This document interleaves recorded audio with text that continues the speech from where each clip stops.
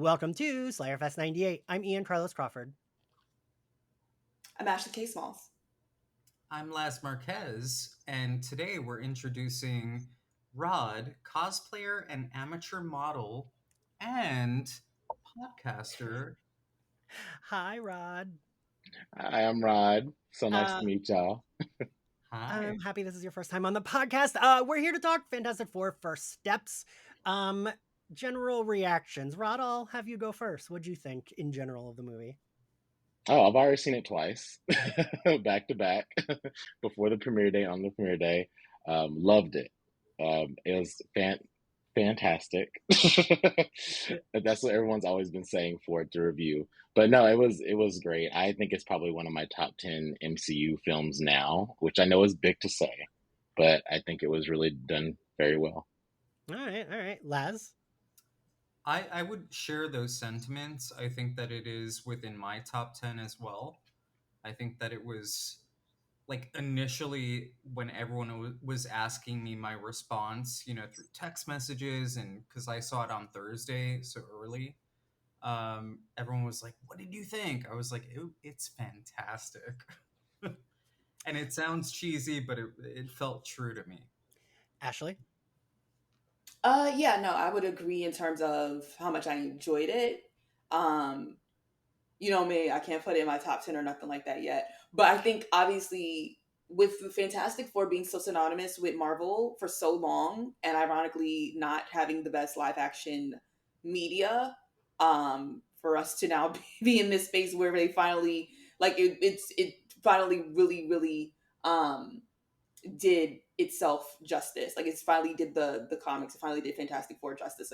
It's almost like mind blowing in just how long this sort of took, considering like who they like. What do you mean Guardians of the Galaxy got a Right. good trilogy before Fantastic Four did? That's crazy. But like finally, it's like it really feels like we're on a. I mean, excuse the pun, but we're on a good first step here in terms of like them getting a good a good complete story. Yeah. So, oh no, I'm going to be the one with the most negative opinion. I liked it. I just didn't love it.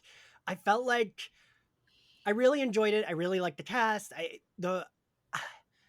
don't know. There was like something a little bit missing for me, just like, but I could not tell you what it was. But there was like a point, I want to say like 45 minutes in, where I was like, I'm a little bored. Mhm. Um, but I still liked it. I still really liked it. I didn't dislike it. I would, if it was on, I would watch it. And when it's on Disney Plus, I'll probably put it on as background. I think the aesthetic was the aesthetic I think was maybe some of the best we've gotten in a Marvel movie. Like the way they had like a very specific vibe and look. Um, I loved how everything looked. I loved the weird world. Like it was like different, but it reminded me of Batman the Animated Series, how that world was like retro but still modern, but like also like the TVs and cars looked old, but like the gadgets they had were, Or even more like modern. Batman Returns, like stuff like that, where it feels contained within Mhm. kind of like a stylistic universe. Yes. And I think that adds to the benefit of the film. I agree. I very Mhm. much agree. I know people had some issues. I saw people like having issues with the special effects. I thought these were some of the best special effects we've gotten in a long fucking time. Like Galactus looked fucking cool. I Mhm. don't Yeah. know. There was never a moment when I was like, oh, he looks fucking dumb. Like I was like, this looks cool. I don't And know. for our listeners and viewers, because I did some research since I saw it pretty early, but a lot of those things were like practically Practical. done. So I think that adds to kind of like that movie magic where it's enhanced by CGI, but not fully CGI. Yeah. Yeah. The only moment where I was like, oops, was when the baby was crying at one point and it was clearly CGI. And I was like, okay, that was not great. But like it was only when the baby cried that it bothered me because it was like the baby makes a weird face and its head turns and I was like, oof, what was that? But other than that, nothing stood out as I thought Johnny looked really cool. Because sometimes in the Marvel movies when they're using their powers, it can be just too much of like a blob of color. Yeah. But Mhm. I didn't think this became that at any point. I don't know. What'd y'all think?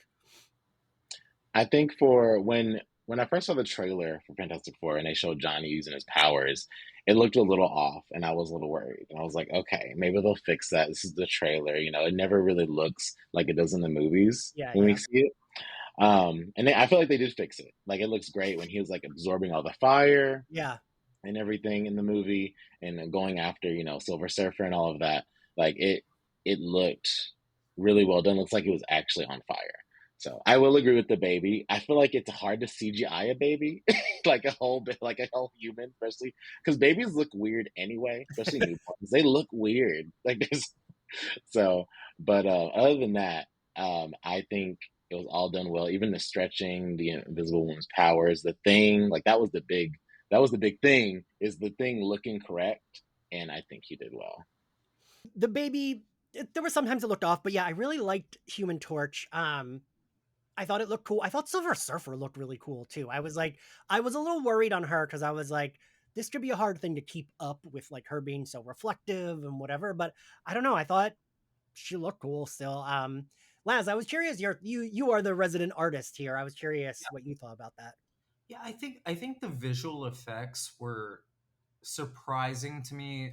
I think Rod mentioned it nicely in that, like, in the trailers, I was like, I don't know if this is gonna all work out. I don't, like, we'll see. But like on screen, there wasn't a moment where I was like brought out of the film Yeah, based on it. Like my concerns were Silver Surfer and the Thing. We know how to do fire. So like true. that wasn't something that I was concerned about. But like they sold me on those two and Galactus, eventually.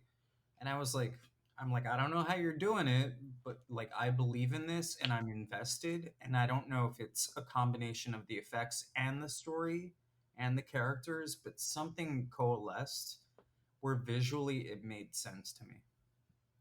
I Mhm. like that. That's a very smart artist way of thinking. I'm like, it looked good, and you're like, well, this is how it came together. So the movie did the thing, which I'm happy we're doing more in these superhero movies where we don't need to watch the origin again. Like, if I've seen this origin in a movie more than twice, I like never need to see it again. And I'm glad Superman did it. I'm glad Fantastic Four did it. Like, I feel like Superman, Fantastic Four, Batman, and Spider Man are people like I never need to see the origin of again. Um, because I did see some people had that complaint with Superman that they didn't like that we didn't get the origin, but I just don't need it, right? Like We've been getting Ashley, Superman movies literally since our our lives are parents were our age. Like, it's like, Before some of us were born. yeah, Right. And I mean, you know, even in Superman and in Fantastic Four, they tell you, like in Superman, they write it out. In yeah. Fantastic Four, they tell you in like a 30-second, preview clip of their like talk show. Like, and I feel like that's the best way to do it when these characters have been around for 50 plus years. Like people know. And if it's like if they've been around for a while but they're more obscure, people don't know, sure, but like people know these characters. I don't know. Yeah. Like I forgot that we even had the more recent Fantastic Four that was awful with Michael B. Jordan and Kate Mara. Like we even have that one, and that's like a whole boring origin story. And like um I saw some people comparing this to the early Chris Evans, Jessica Alba ones. And it's funny because I do feel like sometimes we complain about nostalgia, but then people get swept up in nostalgia where they'll be like, "Oh, that was so much better." When it's like, "Oh no, that those movies are." I think those movies are fun. They were more fun than a lot of the movies being put out at that time. So I like them for what they are. They're goofy, campy, fun, but they're not like good. I don't know that they're good movies, right? Like, I'll be the bad guy and say those films were garbage. From casting to script to effects to whatever it might be, they were garbage. If anyone wants to come for me, don't come for Ian or Slayerfest or anyone. Come for me. I will fight you off. Like, enough. Like, no. you don't like Jessica Alba trying to pretend to be a white lady with the blue contacts and Why? They were so realistic. I will agree on that. Like I enjoyed them obviously as a kid and just seeing heroes from the comic book on screen is always like fantastic. Um, but it seeing it as an adult, like me and my husband, we rewatched the first early 2000s with Jessica Alba one before this movie. Just for nostalgia's sake, and just because it's there, and we haven't watched it in a long time, and it does not hold up, obviously, but it's funny to watch. It's like a good time to just It's a laugh fun, at. yeah, it's It's a fun. it's ridiculous. It's like watching Showgirls. Like Yeah, yeah. it's fun because it's terrible. Like I I gotta say though, I think it's like Jessica Alba and Chris Evans. I am charmed by them, and Chris Evans is so. I think that's like peak hot. Chris Evans is Johnny Yeah. Storm. Um, And like it's so funny. I was like I rewatched Rise of Silver Surfer, which I actually think is more fun than the first one because it's like great, we already got the origin out of the way. They're able to just be goofy, whatever. Chris Evans is so hot in that one, and it's even before like the Disney Marvel steroid whatever shit they put them on. And like those titties are his titties, and they look fantastic. For lack of a better word. I keep saying fantastic, not on purpose. But like that was very much an awakening for me as a younger teen, older teen. um I yeah, I don't know, I like them for what they are. I just think this movie for me is very much clearly the superior Fantastic Four movie. Ashley, as our resident Chris Evans girly, what do you think of this I the think that new was one? probably the movie where that was like where the Chris Evans crush 100% started. Like he came in with the Tastes. pink bubble coat wrapped around him. I was like, oh, all right. Like I don't know how to explain to my parents I like white men, but but what you call it? But definitely those films are fun. Like they're still a fun time. Which pretty much explains a lot of like no one was really it explains a lot of the comic book movies of that time as Yeah. well. You know, it's like when like I never saw Halle Berry Storm because like even though the critiques are usually very very valid, those X-Men films, a good number of them, I had fun with them. Like especially as someone like my family was a big. This is how I literally got here. In terms of like being big comic book movie fan, like we've all like way before the Avengers of it all. Like we were go to the movies when the superhero films were in theaters the day that they came out. Family, like that was a family time. I already knew we had plans that Friday night, right? But they were just a fun time. Like I even as a kid, I never left like you know how like that first Jurassic Park movie by Steven Spielberg was like a shift for movies Yeah. type of thing. Like Yeah. that sort of like shit. Like damn, what did he just do type of thing? Or like the first Avatar movie and stuff. It's like no one was leaving those movies the way that we. You know, it was like none of those performances. Like I remember even being young and watching Heath Ledger's Joker and being like, "Look, I know we've never taken a comic book role seriously before, but an Oscar needs to have his name on it. Like it's like you know, it's like that. Like there were certain comic book movies that shifted things, Yeah. and then there were just certain comic movies. Even as a kid, you just knew like, yo, this is a fun time. Like respectfully, Hmm. I'm not here to see Titanic and to see the Academy Award winning films. I just wanna have yeah, fun, and Have some that's what they popcorn, have were. some fun. Yeah. And that's Yeah. literally what those films were. And then as an adult, I can still have fun with those. I remember, you know, before the Netflix of it all, where we used to, you know, just keep Fox FX in the background Yeah. playing movies that you know you would love, and that would come on, and you know, okay, this is a fun time. And then this one very much felt like an actual, like, real. I don't like saying story, but it's the best word I can come up with because not like the other ones didn't have a story per se, but like you had to balance that with the all right, let's throw in a Chris Evans joke because he kind of was the comedic relief in those films. And, you know, I think my main critique with those films is that, like, the Fantastic Four is supposed to be a family, one, but two, also a family of scientists, of astronauts. And I feel like with those films, it always felt like Reed was the genius and the other three kind of just came along. Like, I Hmm. like that this one did not like they all like yes we all yeah, know Reed Richards smartest is now officially the smartest in the MCU now that he's here, yes, but the three with him, they're not idiots. Like they're not just the comedic relief and the this and the that. It's like there's a reason why Johnny was able to decipher the Silver Surfer's language. Like he's not an idiot, he's supposed to be able to do that. Sue is able to hold her own intellectually with Reed, not that she's the smartest, you know, the smartest person next to him, but that intellectually speaking, there's a reason. Like she's not just a pretty face. It's like she's able to understand Yeah. 100%, and it's always this matter. But my critique with Reed is always like they focus so much on the intelligence aspect, and it's like when I say Reed is crazy, it's like there's this that I like that they alluded to that so much when with Vanessa Kirby's um uh uh Invisible Woman, where she's like, you know, you being you hurts me or something like that. I can't remember. Maybe Yeah. not the exact line, but she said something like that, and that's something that people who read the comics we always like talk about. Um, and even with Thing, like yes, like he's not like because I feel like they just sort of put him in as muscle in the Fantastic Four films. Like it was just like get big guy to play big guy. And it was like, but it's like, yeah, he also has an idea in terms of how I like that they basically made sure like he's the one who knows how these ships operates. He knows how to maneuver these things because they just put all of that on Reed in those films. His appreciation for the Jewish community in the Yes, film, while subtle, I felt really was very true to the character, number one, but also very endearing. We didn't have to Yes. go through the same paces of like, oh, I'm this big rock person. I'm so sad. You get glimpses of it, but like I think that helps when you skip over kind of the the origin. story. Yes, Yeah. yes. That was another thing with with those films. Um, which I don't want to say I hate it so strong. You know, I have a special place in my heart for those films. Like I am. I'm still gonna watch them. Like Same. I'm never watching the one with Michael B. Jordan ever again. Don't even ask me what happens in it. No. You know it's bad. You know it's bad when it's not even worth me watching him. Like I'm like I can't. Right? Like he's so hot, and yet the movie, and he's so charming. Like he should have been Chris Evans level charm, Johnny Storm, but yet the movie is like devoid of any Listen, charms. listen. I'll just watch Sinners for the 10th time. Okay, It's fine. I'll Yes, watch Sinners. that's the Michael B. Jordan movie you need to watch. Watch, right, watch Sinners. We can watch Black Panther again if we need to keep it in the Yes. Marvel universe. You know? Right. Right? There you You go. know, even his There you cameo in go. Wakanda Forever. I'm like, why your hair braided brand new and you in white and you're supposed to be in the ancestral realm? What the hell is that about? Who did your hair?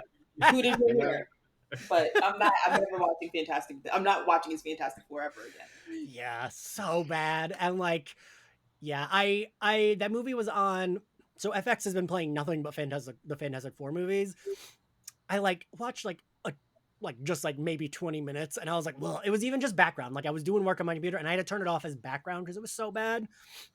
And it was like the scene where like Johnny and Sue's dad goes to talk to Sue, and she's like in a weird warehouse flying in an invisible bubble, and it's like the second time she uses her powers all movie, and it's clearly a scene added in. She's wearing a wig that is different from the other wig she wears in the other scenes, like so bad. And like the set is just like 4 crate containers and like fully dark and empty. So bad. That movie is garbage. You know, I think it's just interesting how movies reflect sort of the time. Like Yeah. the Yeah. first Fantastic Four movies were campy and they had this heavy emphasis even on comedic effect on relief and stuff like that. And that's what those films at that time were doing. Yes. Then post Dark Knight, the takeaway for so many superhero films was, oh, they want us to go to dark theme realm, you know, voice with everything. And it's like, well, no, that works really well for that. Dark Knight because he's Yeah, for fucking Batman. the Dark Knight. He's Batman. Like he Back is off. darkness. He is vengeance. He can do that. Why are you doing that with the Fantastic Four? But like also, no, like the lighting, and it was just like there's no light. Like she can literally shift, but you can't give her no light. Okay, sure. Can I piggyback off of something that you mentioned? I think it's for the times and what people are craving in different ways, but I almost in some ways felt Fantastic Four as we get into the story after this kind of portion. Les is like, speed it up, Ian, get to the story. But it felt like when I watched X2, where like I felt like an elevated sense of story, character, everything felt like obviously not within our world, but like the stakes were higher, people were acting in like pretty logical ways, villain or hero. And I was like, yeah, I felt that with this one. Mhm. Yeah, I feel like so we got this month has been a wild month for franchises because we got Jurassic Park Rebirth, Superman, I Know You Did Last Summer, and Fantastic Four.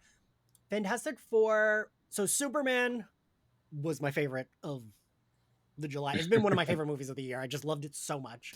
Um, I I felt this movie felt like just a few steps down, but it felt like the kind of like hopeful, nice universe that we need. And I feel like Superman and this took kind of a big swing doing that because there's a way in which those would have fallen flat and corny and stupid.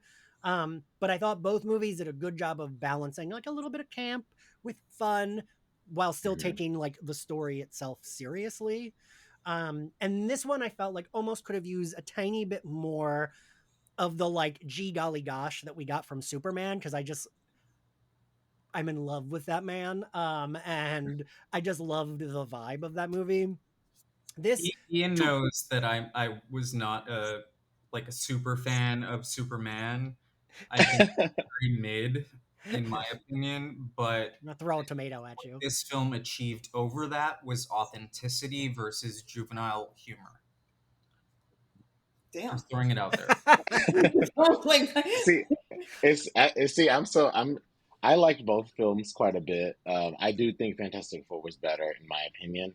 But like it's like neck and neck, because I think they're both good in their own respective ways. They both feel like genuine page to screen comic book movies. Like that's the Superman that's on the pages. Like Yeah. he's a farm boy, he's a Boy Scout. Like this is he's afraid to cuss, because he knows it's wrong in his own like way.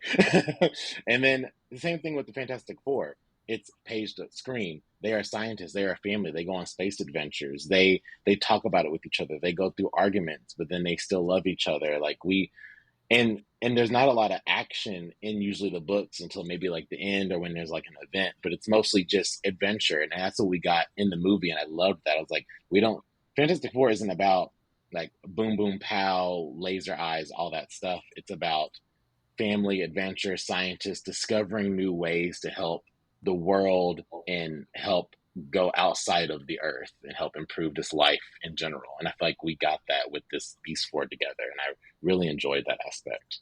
So with that, I'll bring us into the story. So Laz, you mentioned, which I do love, this movie and Superman both did the good thing of like it tells you the origin. The origin, they're not like fully ignoring the origin. It's still there, but we just don't need to like sit through 40 minutes of it. It's like a quick recap. And I did think the framing of what was it, Ted Gilbert? Was that the name of the Yeah.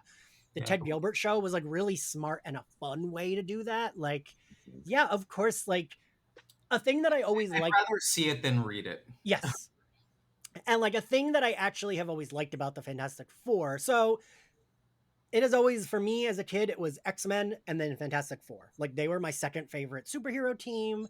That was the other comic that I read religiously. As a kid, I read everything. DC, Marvel, Image. I loved Wildcats. That probably was my third favorite team as a kid. But Marvel was still always like number one to me, of even though I read everything. And like I like the Fantastic Four in this. Ashley, you said it too. They are smart. That's not the smart guy and the three dummies. It's everybody's smart. That's why they all were on that mission. We got Johnny deciphering that.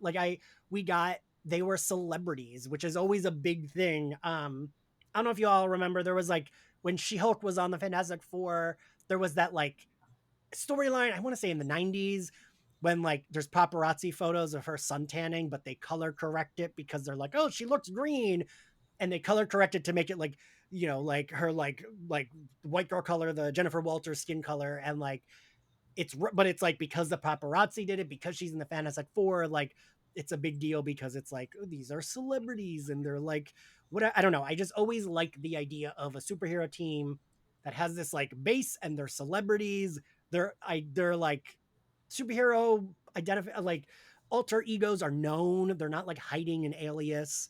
Um, And that's why I appreciate the start of this film. Because yes. it does not go the way that you would expect for a bombastic blockbuster film to go. I would Where agree it's with that. literally about the family and about the potential birth of a child. Yes. And I think that also plays into why X-Men and Fantastic Four are my favorite, right? X-Men's basically a family, their chosen family. Fantastic Four is like literally a family. Ashley, I sorry, I think, interrupted you. you know, I was also going to say, in terms of like your whole like their celebrities thing, I think it's going to be a good contrast to when we get people who, unlike the Fantastic Four, who, unlike the Avengers, are people who were born normally and then come into their powers, or people from another planet who then choose to be here and help. Yeah. It's going to be a good contrast to when we do start to get people born with powers, like Franklin, which is basically alluding, obviously, to mutants and the X-Men, and how that's going to, because, you know, the famous um, image, which, you know, of the like milk carton thing. Like, you know that image of like from the comics? It's like a milk carton, and it's like four kids, and then Yep. one of them has Muty on it, and that's usually Franklin in that.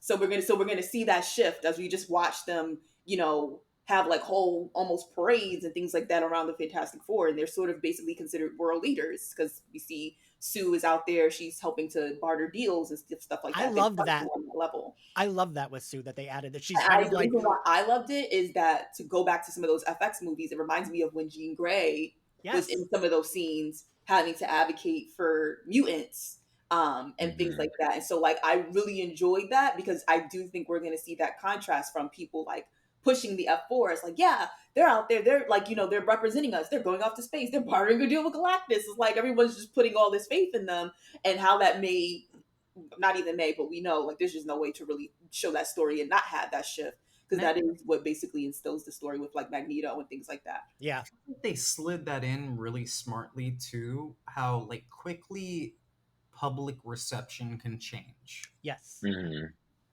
Where it's like, oh, you guys are heroes, but oh no, like if you're trying to do something we don't agree with, if our I don't know, health or protection is in disarray, then who cares about your child? Who And cares right, about another person? and like you said, because it is a shift, because they are the first hour, they are fully beloved. Everyone has 100% faith in them.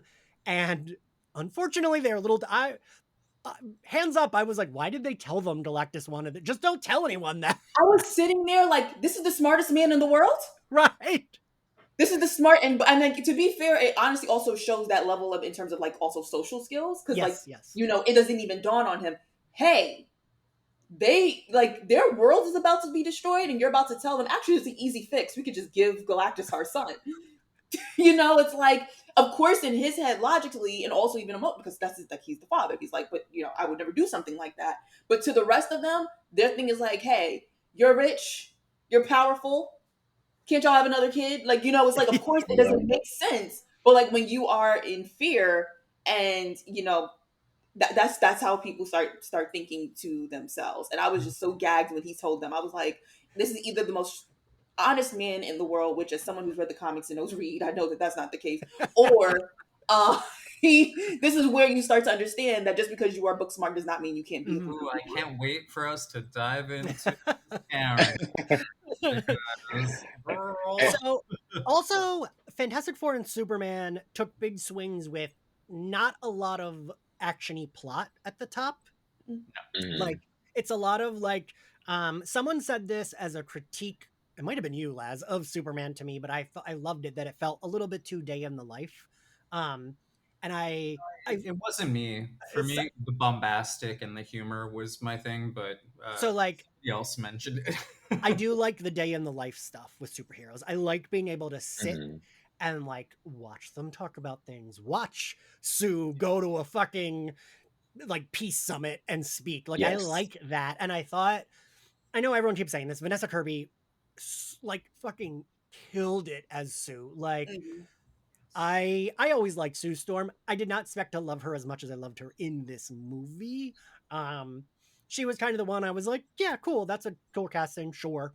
But she fucking nailed it, and I thought they gave Sue a lot to do, which I was happy. She wasn't just Reed's wife. She wasn't just Reed's girlfriend. It was Well, like, even in that opening sequence, like where like she and Reed are just like talking about like the consequence of them getting like pregnant, And even Yes. that scene after where like the family accepts it, but they're, you see all of the different characters react to things super differently.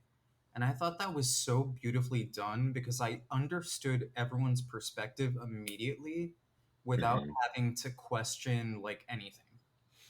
Yes. The acting and the writing like just kind of worked in tandem where I was like, yeah, I'm like, And oftentimes in superhero stuff and stuff that can be mostly written by men, usually a pregnancy storyline is not usually handled so well. Um, Hmm. and usually that fully sidelines the woman, right? Like normally it's like, oh, well, she's pregnant. She can't do X, Y. I kind of liked that it was like, yeah, she's fucking pregnant, but yeah, she's the one that knocked everyone out. When Silver Surfer knocks everyone out, she's the one that takes on Silver Surfer and like does a good job taking on Silver Surfer. Like I really like that her pregnancy didn't sideline her. Having a baby didn't sideline her.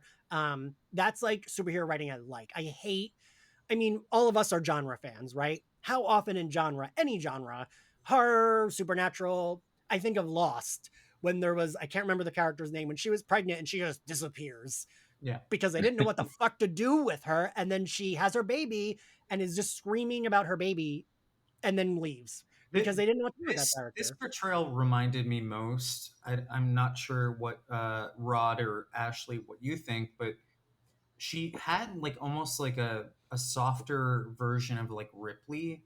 Hmm. I can see that. Mm. Like she was like, "I'm the mama bear. Don't f with my kids." Like like kind of feeling.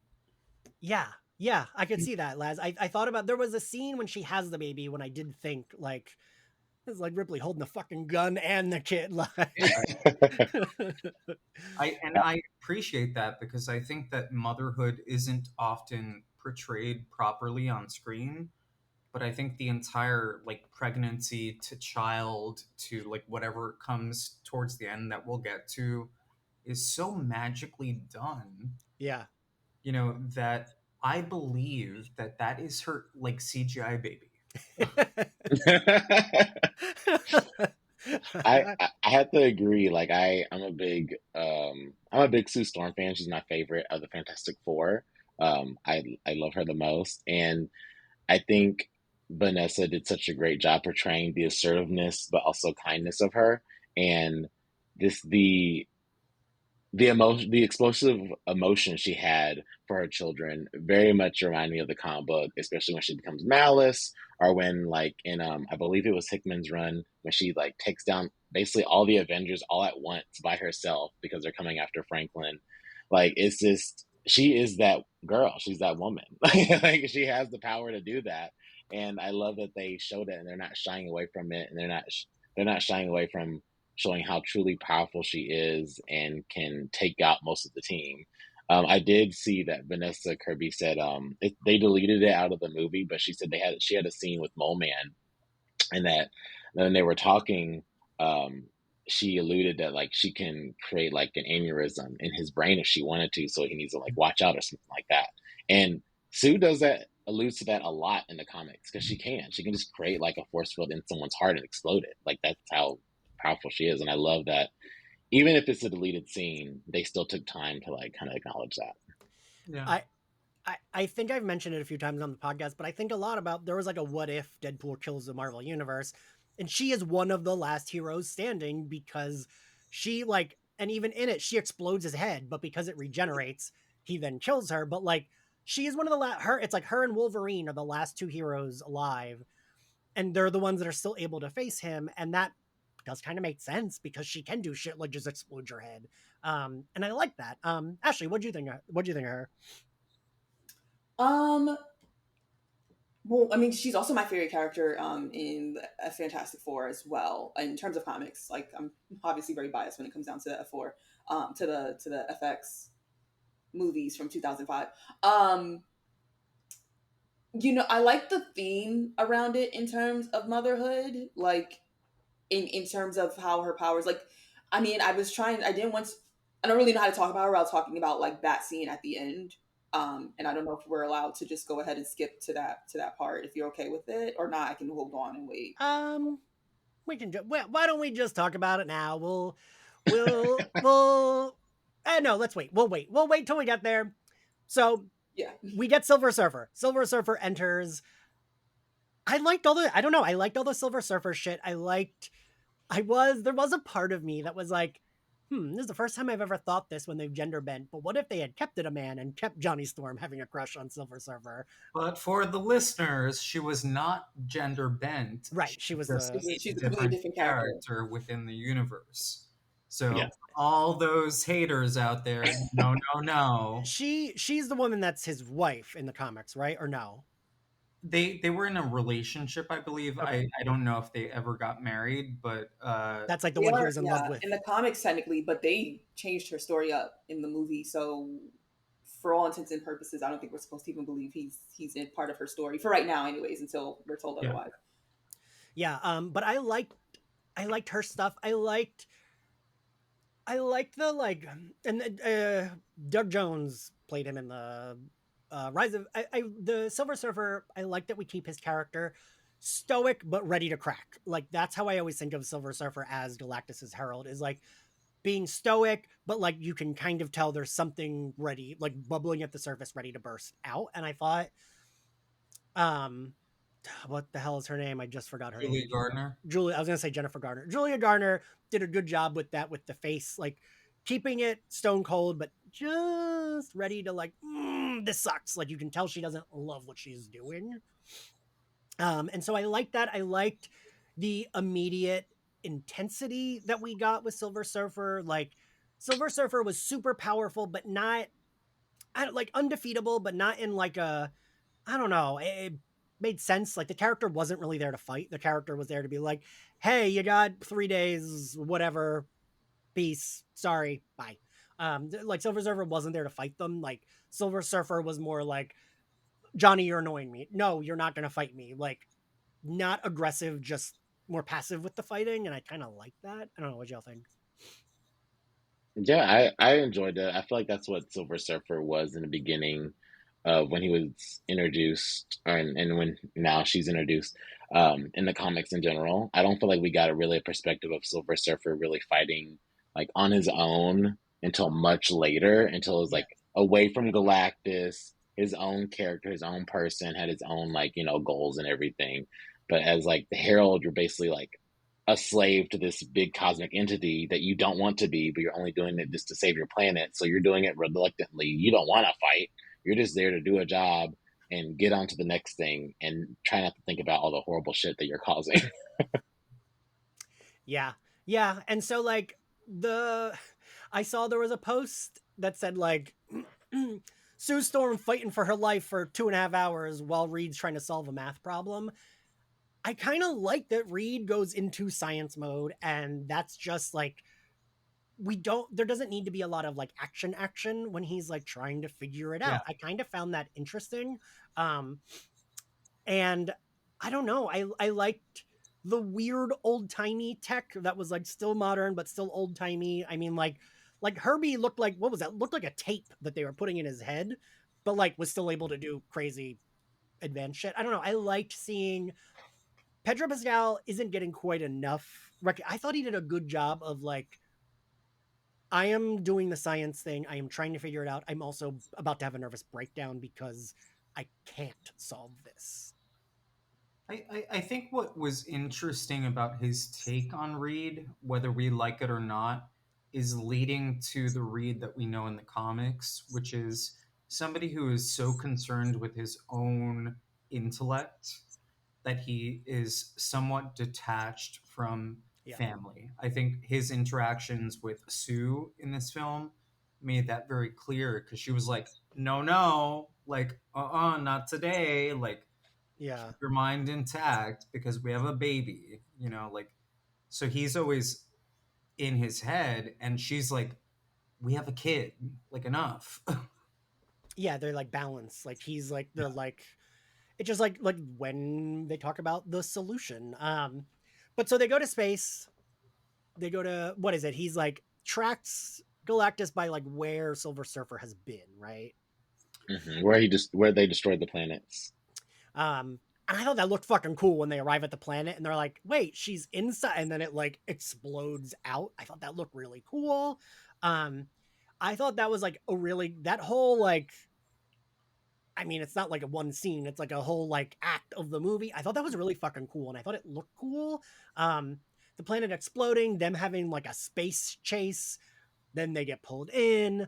Um, and this is especially where you see Silver Surfer that like she doesn't like what she's doing, right? Like you can see what does she say to them? Like Galactus will see you. You shouldn't have come. Like Mm-hmm.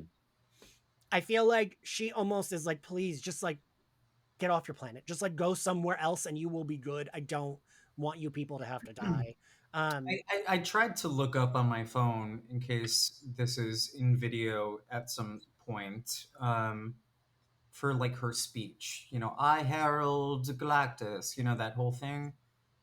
And I found that there was a lot of heart within that, even by being stoic. And you see it Mm-hmm. throughout the film. Like she's like a reluctant yeah, participant to a man, a giant man, who is effectively taken her autonomy away. yeah, And that upsets me so much, but it does kind of pay off in certain ways because I think that they made really good care of that and how she approaches certain things. She's always telling all of those characters, like, come on, like just listen to me, like please, I don't want to do this, but like go. yep, yeah. I really liked that. I liked when we first see Galactus too, when it's like you kind of can't see him and it's like foggy and smoky, and then the eyes light up. Um, Rod, I know you're a gamer, and Ashley, you are as well. Did y'all play? What was it? Marvel Ultimate Alliance? Yes, I Because did not. I felt this Galactus looked like the Galactus in that. he Um, did. I would say, yeah, I would agree with that. That game was and hard. it was, yeah. Me and my roommate were like obsessed with it. But like I don't know. I immediately thought Galactus looked cool. I liked that he was fucking huge too. Like I don't know. I kind of thought I don't know if y'all remember the animated series. His size was always different every time he popped up. It'd be like Mm-hmm. sometimes he's taller than a building, sometimes he's like just kind of big. Um, and I know that that's like I think that's consistent with the comics that he can be bigger or like smaller. Yeah. Mhm. But I like that he was like fucking towering in this. Like they were the size of like his finger. Um, and a friend of mine said that they felt it was like a little bit like monster movie ish, and I did kind of agree. Like he was just so big, and like it felt like how are these people going to defeat him? But I was surprised. I didn't think we would go there immediately. That we immediately are like, he senses the baby super strong after Reed had done all these tests, and he's like, I want the baby. Um, and I don't know. I was like, oh cool, we are gonna go the Franklin has like crazy superpowers route. Um, I thought it was like maybe at the end we'd get a reveal or something, but I like that it was like, nope, he does. This is the Franklin that we know from the comics. Um, maybe one of y'all know, was he retconned as a mutant or is he still a mutant in the He was comics? actually retconned to not be a mutant, right? So hmm. It bugs me so much because of these writers. I No know. shade, no shade to any of them. Love like Dan Slott's a great human being. Um, but so Franklin, it goes back and forth. He's known for mutinous for a long time. But when Dan Slott was writing Fantastic Four like a year or two ago, during the Krakoa era of X-Men, um, they kind of took his powers away and then said he wasn't a mutant, and everyone was pissed off. But then Ryan North, the current writer of Fantastic Four, came back and made it so Franklin um, made it so he can only use his powers once a year, Mm-hmm. to his knowledge. So his powers aren't gone, but he's too powerful to be contained that one. And he's like, younger, immature teenager. So he's like, I can't have this world shaping reality power all the time. I know I'm destined to have this later. Let me limit myself. So he is still technically a mutant and made a mutant. It's all convoluted, but as of right now, he is still known as a mutant. Okay. In general, it's just according to everyone else, he's not because he took his own powers away. So according to everyone else, he is still powerless, but unbeknownst to himself too, because he makes himself forget, except for that one day a year. Oh, So they kind of retcon the retcon. They kind of, which they do. yeah, they tried to clean it up to try to make it a little prettier. Because that's like how like Wanda and Pietro are now once again Magneto's children, right? Because they were retconned to not be, but then it came back that they were, right? No, they're still not. Oh, they're still not.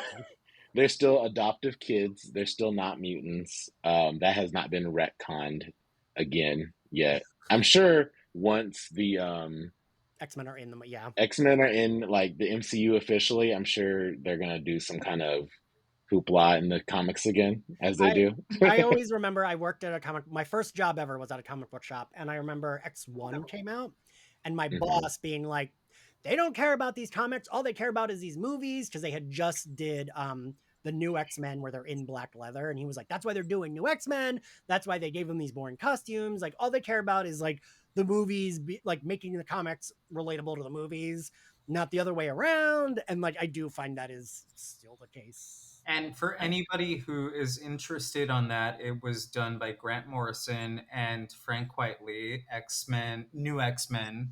It was actually quite fantastic. That's a good. It's a good arc, It honestly. is must read for any comic enthusiast, I would Yeah. say.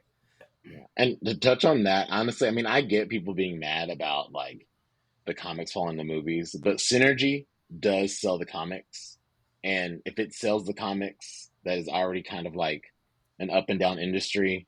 I can't be truly mad at it if it sells. I feel like If it gets people in the comic stores, then that's a good thing.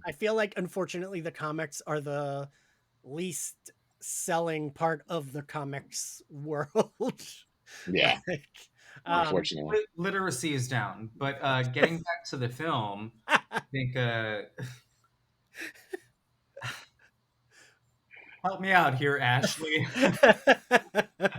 Now, I do want to say, getting back to the film, well, when they're going around the ship and the planet explodes, I do love that they show Ben driving the ship so well, and they establish that he is such a good pilot because that's his thing. Like we all said, they're all scientists, they're all smart, etc. They really show his flying skills in that way, and he doesn't crash at all. He never has like a oopsie or anything. Like he is a perfect fighter pilot because he was one of the best to get on this mission when they first went on the thing before they even became heroes. So I'm glad they established that like he can do this all on his own. He's that skilled. And I'm glad that that's like a little detail, but I'm glad that they established that. They gave the thing some agency in its own field of expertise. Okay, that brings me to two things that I want to talk about from that thing. Sometimes the movie had so much science that I had no clue what we were doing, and I wish there was just like almost less. Um, but like when they're like evading it and they have to get into whatever the fuck the like circular thing is that holds the ship, I had no clue. I was like, wait, what do they need to do? Oh, we need to, why do we need to get into that? I like didn't understand. It's a jump point. It's like a warp speed kind of like Mm-hmm. facilitator. I just like sometimes there was so much like I was like, can't they just press the warp speed button on the ship? I actually have a question for Ashley. In that sequence, it was one of my favorites in the middle of the film. I felt terrified when Silver Surfer went into her belly and tried to get the kid. Like, what do you I was think? like, how would that even work, ma'am? I'm just. First of all, I mean, just in the joke, I was like, I know Franklin mad as hell. He been hiding his powers from his parents all this time, and then here come Galactus, like he's hiding it from you, like bitch. No, why would you? Why would who told you to tell them that? I know he was in there mad as hell. Yep. But yeah, that scene was so uncanny Yeah. to me, just in like the I mean, ironically, it's the science of it all and what that would they basically alluded, or shouldn't even say alluded, but straight up reveal like, yeah, they were just gonna rip the baby out and be on their merry way. Also shows the lack of choice. Like I was honestly a little upset with how they didn't kind of just admit, even if they had given him Franklin, Yeah. he still would have eaten the planet, because like he gave them this choice. They said no. And he wasn't like, all right, I'm gonna see y'all in 2 days and I'm gonna eat your planet. He still Yeah. was coming after the baby. So that man had no intention on. So it's like, even with all the like fighting and, oh, just give him the baby and stuff like that, like, man, like y'all still would have been Yep. doomed. Like, Mhm. so, you know, but the uncanniness of it, and even it also happening from women to women, like, you know, one thing I like about Silver Surfer is that, like, I like the gray area of it all because she's not a hero. Um, Yep. but you can't go the complete. I mean, I think there are some people who would just completely, you just call her a villain because of, you know, it's almost like an allegory for like the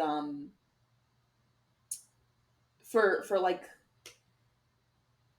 you know, I like think the, I get what the you're following saying. orders, so sort of mentality type of It's like thing. Mystique, a Yeah, little you bit. know, it's like you could, and usually in these iterations, at some point she does, and it's like, yeah, you know what you're doing is wrong, but you know, I love the gray area of it because it's like we understand. It's like she's setting up these planets to get eaten so that her planet doesn't get eaten, and it's like I can't act like I probably wouldn't do the same thing to save the people that I love, but it's also like you don't get to have a conscience here when you. It's like a great morality tale within that, Yeah, within her character. absolutely. And then all of that, you know, that scene in which she was almost willing to rip a child, and then we saw that scene of her with what I believe was her kid. It's like, you of all people at this moment, you know, it's like Yeah. it's like, you know, it's so it was a little, it was uncanny, and that's what kind of goes back to like what I was gonna say in terms of like the Invisible Woman. Like, even in that scene, without me skipping to the scene I really do I want to talk about eventually, but even when it comes out, even in that scene when she tells Johnny she's trying to get your nephew, kill her, Kill her. Yeah. straight, like there's like just straight to it. And like, so, you know, there's this like recurring theme in terms of like, you know, anytime you talk to a mom and they talk about how like they end up feeling like they got super strength out of nowhere, like they start, Yes. you know, you start, your instincts start doing things you didn't know that you can do and stuff like that. And we see that in so many moments, including um In zero including freaking gravity, but mind you. yeah. Yes. Yeah, Impressive. I did. That's what I really did. I thought they, without being too ham-fisted about it, it was like, no, she's going to protect this child. Like, of course she's going to protect this child at every single turn that she can. That's why I did really like, before they got on the ship, that she takes down Silver Surfer and is like, come on, let's go. And like all the other, they were all taken out by Silver Surfer quickly, but she's got like the like extra mom strength of like, no, I have a baby in me and you're not going to fucking touch the baby. And actually, that scene when Silver Surfer puts her hand in her belly, I actually was like, like I was like, oh shit, like very It's tense. kind of like a horror moment. Yeah, Like you Yeah. yeah, said, you're like, no, like don't do this. Like enough. Like no. yeah. And like, I am not a like baby person, but even I'm like, oh god, like, I like babies. um, I'm not a baby person. I I love like that. babies. I can't have them, but I like I don't them. mind. Yeah, I don't mind. I like a baby when it's just like a cute little blob. But then I'm like, all right. Um, the birth scene. I want to talk about that birth scene. My friend, I saw it with some former Barnes and Noble coworkers, and my one friend was like, she was like, you know, I really loved it, but I feel like these men don't understand what birth looks like because it would have been a mess. And I was like, oh yeah, I did think about, there would have been blood everywhere. Yeah, they can't show that You in like can't. I thought that we could have had some though. I thought it, like, just because it's like there like that. is. If you're gonna criticize this film for that, criticize every other movie or TV show that has done exactly the same thing, where like a baby comes out Yeah. fully formed. They look Um, like aliens when they come out, they do, all yeah. flesh and mute. No, truly.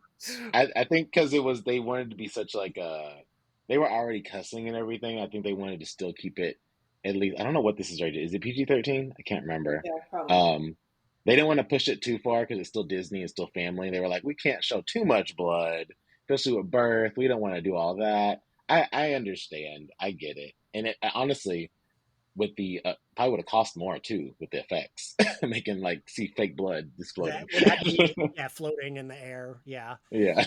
Um, Listen, I wouldn't care either way, but like I think not everyone wants to see childbirth, including know, the but women themselves. My mom told me, she was like, I never want to see what my births look like I'm just happy they happened, you know? Valid. My mom would be like, "It is very beautiful, but it's also disgusting." I don't know nothing about that. Mm-mm. Like, not I. But Vanessa Kirby fucking killed it in that scene. Like Ashley, you mentioned, like she is in labor screaming, and then it's like Johnny, kill her. Like I also like that we didn't have the like, well, no, we can't. It's like, no, fucking kill her. She wants this baby. Like she is going to kill us and take the baby. This means we should kill her because yes, it does mean that. Also, I've seen my sister going through labor, and you're not in the best mindset. You're like, I'm in pain, I will kill But you. she's like multitasking like crazy though. It's like, listen, men out here listening to this, whether it be gay men, straight men, whatever, women who have not had kids yet, it's like it's not a great experience in the moment. Afterwards, maybe, but like, I will say I got a little teared up. I did when it's like, okay, good, we're all safe because it was like thrilling, and I was like, whew, okay, we're good. She had the baby. Everyone seems okay, and I felt really good about that. Yeah, I that was one of my favorite scenes of the movie was that whole chase. Because like I mean I don't know, it's a Marvel movie, they're not gonna like take the baby and kill it, but it still was like very thrilling. tense. Yeah. Um, and again, they get back to Earth, and man, all of them are like so like fuck. I could not believe, and me and my friend said this when we left, because my one friend, she was like, "Am I a bad person if I think he shouldn't have told everyone? Is that lying?" And I was like, No. "Sure, it's lying, but like, who cares? He should have not have said it." Like, I mean, I always feel like it's a gray area. It's like you didn't tell them the truth, but also it's not like you just said, "Hey, we're safe." yeah, It's like you can let them know, like, "Hey, we couldn't defeat Galactus," without having to be like, "Well, there's this one little thing we could have done, but like no good. one thinks we're gonna get." Like, why would you mention? I mean, like, I get it. Yeah. I don't know. That was more so plot development. They needed like a way to, because there's just no way. There's just no one with Sure. common sense. I don't care anything about let's do the right thing. Like that is your kid, and you just watch what this thing can do to planets. Yeah, And I love the whole conversation around fear and the way it makes people, because I feel like that is about to be a recurring theme that they're gonna do, or at least the thing I've been talking about, the thing I've been waiting about since I was like fucking 10 when it comes down to the MCU. Like I'm like, give me my fucking X-Men. But it's like I like that they did this thing with fear, but it's also like we gotta have some common sense here, people. Like we gotta have like like two things here. One, people are thinking about how powerful is your kid that this thing would even want it in the first place. That also brings a whole level of fear, because it's like, well, shit, if it's that powerful, we should let him take it, because not only will we be safe, but do we want something that powerful walking around here anyways? Which is literally the level of thinking we're about to see happen again. And then on top of that, it's like bitch, what do you mean you have no other plan? You're not even giving us anything. So I'm like, that scene was just, it was wild. I was honestly a little agaped. I was like, he dead ass told them. That's crazy. All right, well, when they start I, stretching you like a rubber band, I don't want to hear nothing.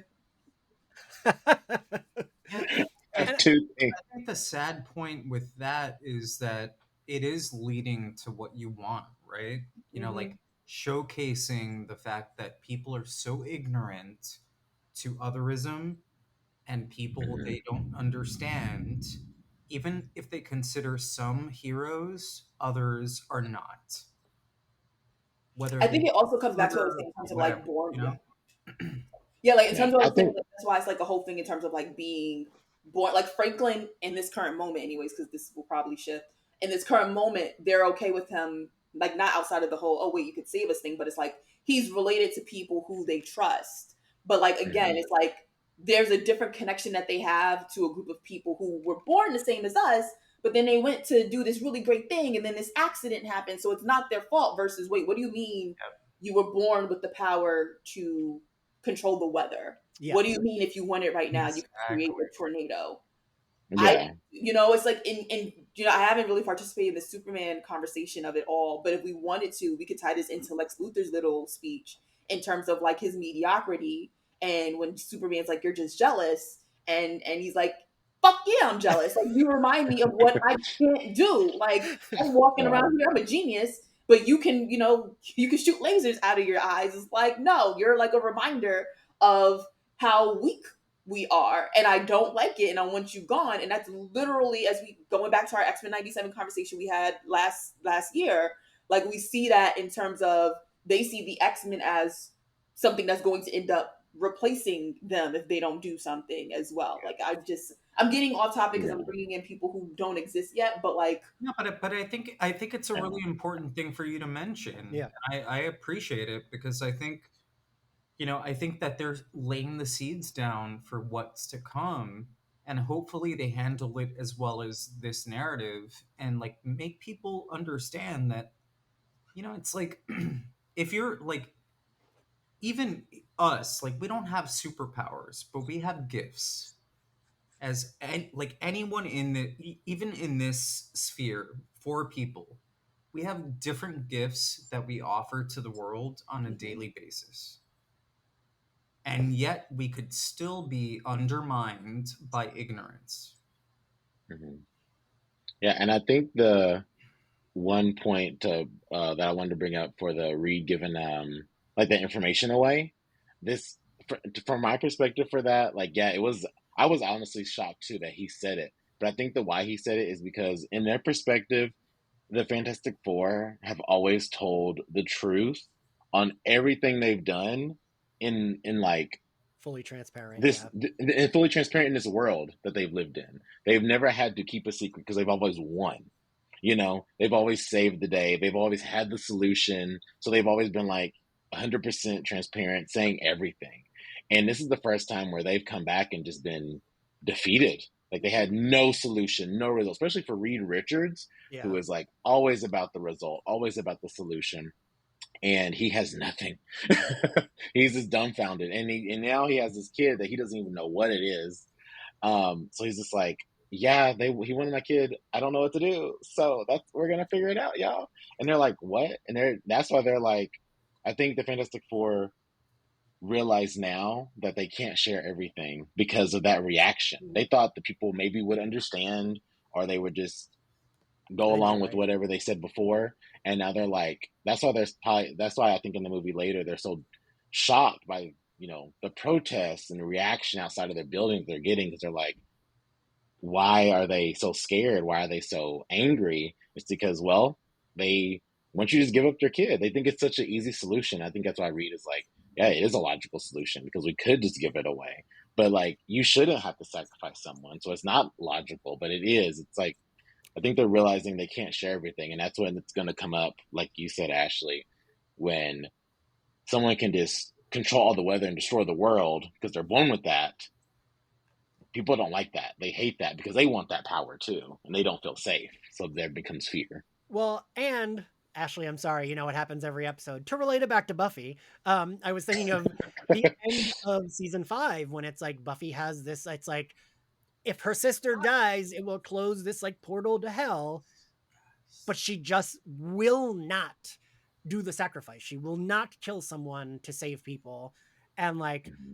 that discussion of makes me cry every time in the season 5 finale when Giles is like, everyone will die. And she's like, we're not having this conversation. And he, like, for the first time and the only time, screams at Buffy and is like, we bloody well are. And he, like, slams his fist down. And she, whew, her face, the way Sam Gellar's face turns. And when she's like, tell me to kill my sister. Look me in the eye and tell me to kill her. And it's kind of like that, right? Where it's like, sure, the other people think, like, well, that's an easy solution. But of course, the family members don't think that's an easy solution. So I do like that we like the conversation we get with Sue and Reed when she's like, you thought of this. You thought of this as a solution. And he's like, of course I did, but not as a viable one, not one I would do. My brain, he has more of like a science, math, logic brain where he's like, that is one of the solutions that came into his head, but it is not the solution he But the ever. the the interesting part about it is that he, I think, would consider giving up the baby. I Mm-hmm. don't think that she would ever, and I like that dichotomy of like difference within a couple, and her just being like, hell no, like. Well, Laz, I actually think the only reason he would not is because of Sue. I think if like Yeah. he had a wife that was more like him, probably would have been like, whoop, here you go, take the baby. Yeah, but because again, strength. Like Yeah. she's not like portrayed as a woman who's just like, especially within that time period, even though it's fictional, like they would normally be like, "Oh, you want me to make you some toast? Everything Right. a man says is great." It's like, no. And You know, so she's like, don't touch my baby. I don't care who you are. that's why I love even more when she's wearing that Buffy season 2 jacket is what it looks like when she goes out holding the baby. Um, I cried at the speech she gives when she goes out and she talks to everyone and she's like, "We are all a family. We cannot sacrifice a baby, but we will be in this together. We will figure it out together." And again, we were told Sue is good at this. This is what we were told in the beginning of the movie. We saw her as a fucking, peace ambassador. I loved that and I love that we also got the beat of Johnny Reed and Ben being surprised. Like it wasn't a planned thing. It was she just took the baby and went outside. And I really liked that because it also showed she's not while she is also transparent, she knows how to like talk to people in a compassionate way. She knows to be empathetic. She has all these qualities while being smart that also enhance her as a Well, human without her she's also like superpowers. the founder of the what is it? The Future Yeah. Foundation. She is in charge of leading like, conversations with the world. So I think that she has a voice. Yeah. What And do you think, Ashley? Because yeah, I'd be curious on how you felt, if that was like effective. I feel like weird that like three gay guys are talking about women. Ashley's very used to that at this point in this podcast, but yes, I agree. I'm like, oh, that's not how it usually goes. This is Tuesday at brunch for me.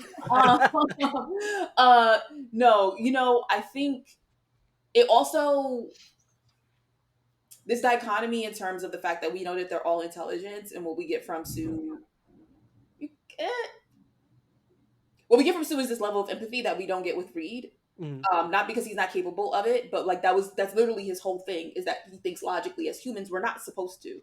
Like logically, giving up your kid so that everyone else can survive is the logical thing to do. As people who love our family members, that's not something we would ever even consider or think about. And so we see that contrast with Sue, who is very much intelligent. She understands things that the four of us would look at like it's just speaking a different language, because essentially to us it would be. But also she's not even just coming from this perspective of like, hey, I'm this child's mother, I'm a mother, but just even as someone who doesn't have any maternal instincts whatsoever, if anything, I'm the baby. Like, no, I'm not giving up I'm not giving up a random baby. Like, I'm not. Like, that's Right. crazy. And then you have someone who looks at things logically and thinks that makes sense, and then it's like, this is exactly why you start to see a lot of comic book fans who refer to Reed as a psychopath. Is not in the traditional sense of like, he's, I mean, well, it depends on what version of Reed you're Right. talking about. But like, even from that instinct, when he talks about things, we see things as rational, but then it's also like, you would do what? Because it would offset what? Or do you have a heart? Are you sure? And so, it's like, and I can't remember who said, I think it may have been Laz, in terms of like that offset and seeing it in a couple is what makes it so interesting. I know we get less like action scenes in this because at their core they're scientists and astronauts first. Yeah. Like, when you think about it, Reed's power sucks. Like, you stretch. But his real power has always been his intelligence, and that's why he clings to it the way that he does. Like in that chase scene, like we see all these different people, most specifically Invisible Woman, even after her contraction, turn the entire spaceship invisible, so that Reed's plan, in terms of, we're going to get this as close to the black hole as possible. We're going to go invisible so she can't see and keeps getting closer, and then we're going to be rid of her for weeks on end until we can figure out something to do. Like, that's intelligence right there. That's fucking insane. That is a superpower, especially thinking of something like that while your wife is in labor. This big fucking giant is trying to rip your son out from her, and also you got like 2 seconds worth of fuel left. I would be in there just like, you know what? They don't have to kill me. I'm about to die right now. Yeah. So it's like, that's where you have to find the action. But all of that off cuts with the fact that like we're getting probably one of the most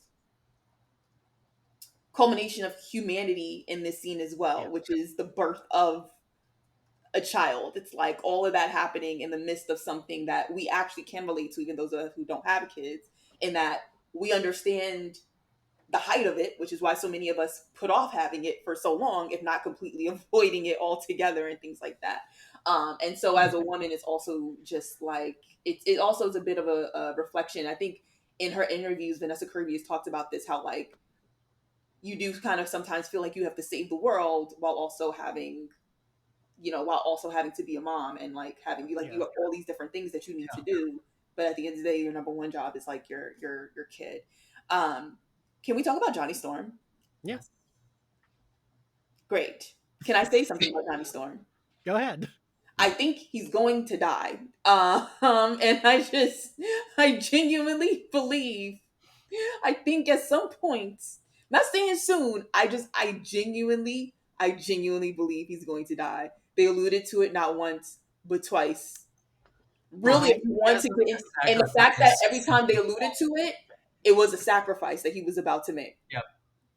I think, and if we bring that back, I'm about to make a TikTok about it too. I genuinely, every time I think about it in my head, between the suit that almost hit 0%, and he was still willing, he was going to use every bit of it, even if it meant his ass dropped in to the bottom, trying to give his family time to escape, which specifically was focused on the fact that they were trying to get Franklin specifically. Then we see the exact line being, "Take me, not the boy." Yeah. Again, willing to switch places with Franklin. And then of course that brings us to the very last moment where tell Franklin Uncle Johnny loves him, and then he gets smacked aside by Silver Surfer. Every moment being him being willing to sacrifice himself for his nephew, which just reminds me of the comics when he quite literally does that, trying to protect his nephew, and we're basically, he dies. I mean, like, of course, comics being comics, he comes back. He's never really dead, but like he dies, and I.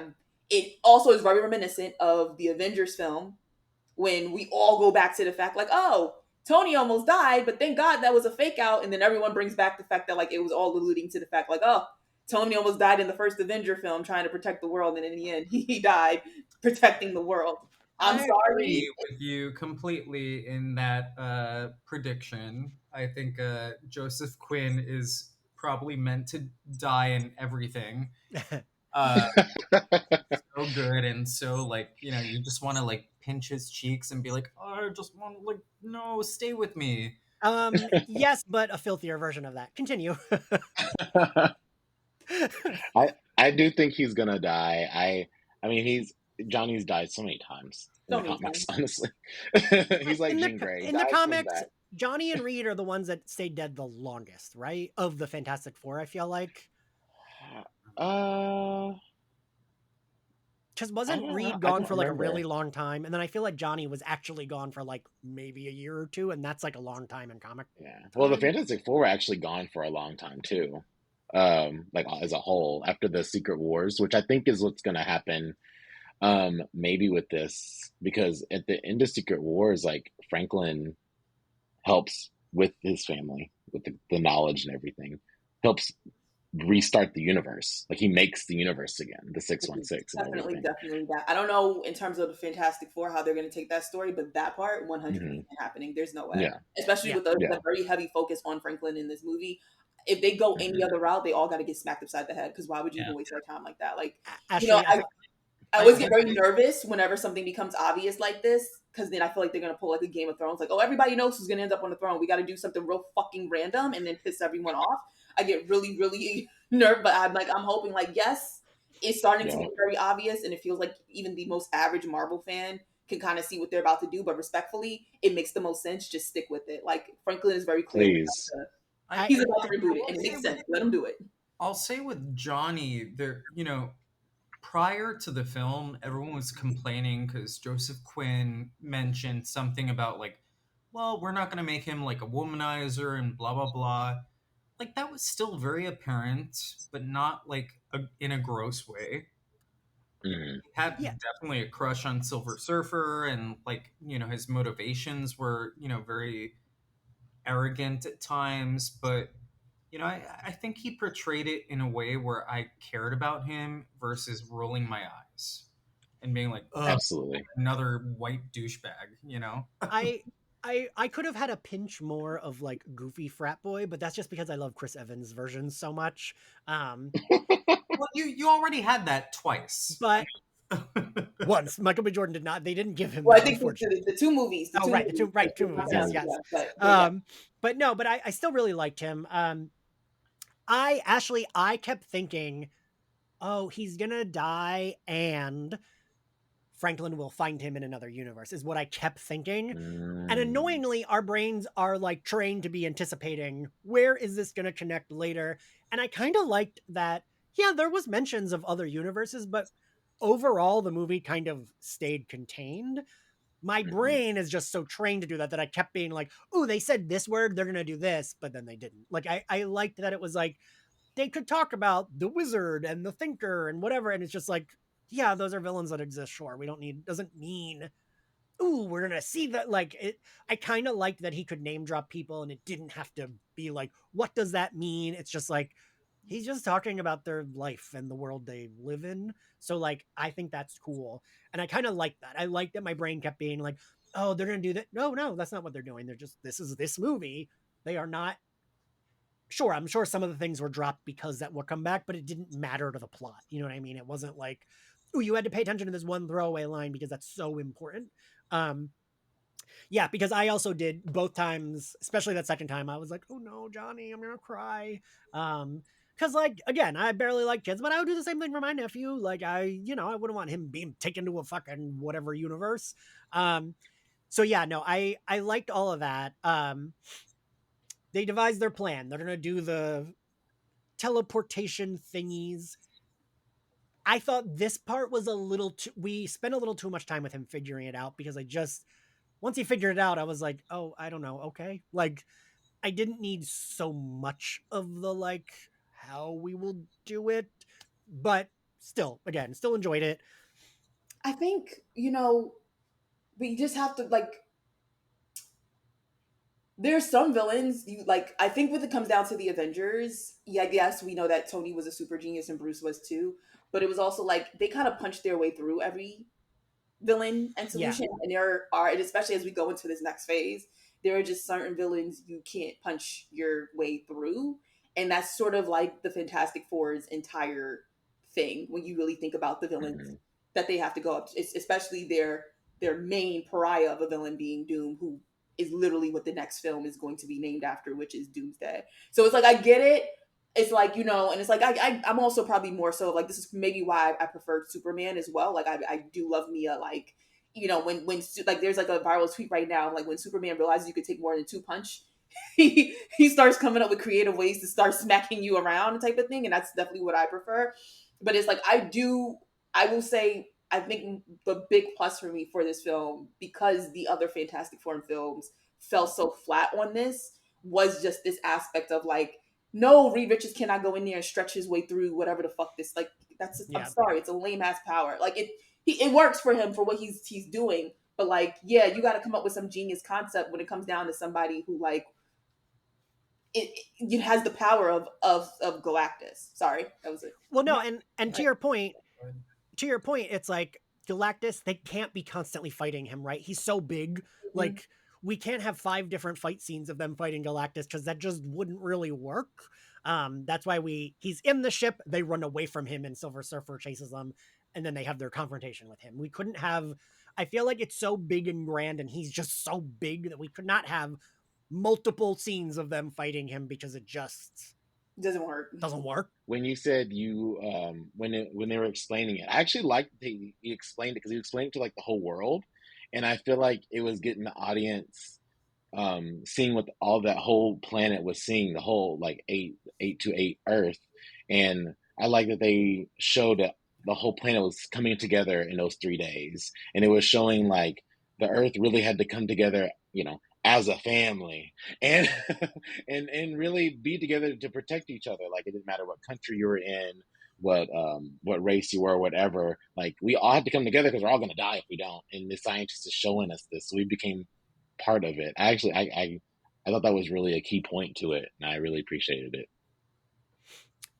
Um, the thing I do, I understand that. Yeah, like I mean, it just I will say it did also for me help build more. I mean, at this point we already got it, but I know we said this a bunch of times, but it did get more of like, look at how they are a family is what I did like. I really do like that. Um, and Pedro Pascal's performance was a little bit, and I mean this complimentary, it was a little bit more reserved and toned down. Um, so that I thought it was really good when he did fail. When Silver Surfer blows up all that shit and you see his face, and you can feel that this is a man who is like, I just spent all this time solving this problem and now it's fucked and I don't know what to do because now they're about to run out of time. And like, clearly I don't have enough time to rebuild all this shit.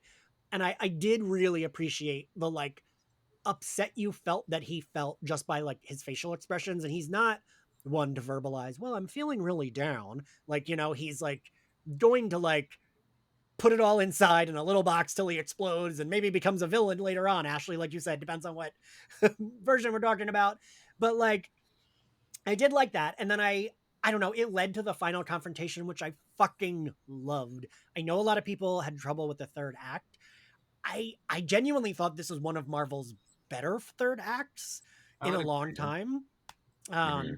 For Yeah. me, it didn't feel like a mush of just like energy shooting and fighting. Like, Mm-hmm. especially because it was Galactus, they had to plan what they were. It wasn't just, well, go up and punch it. You can't punch this giant thing.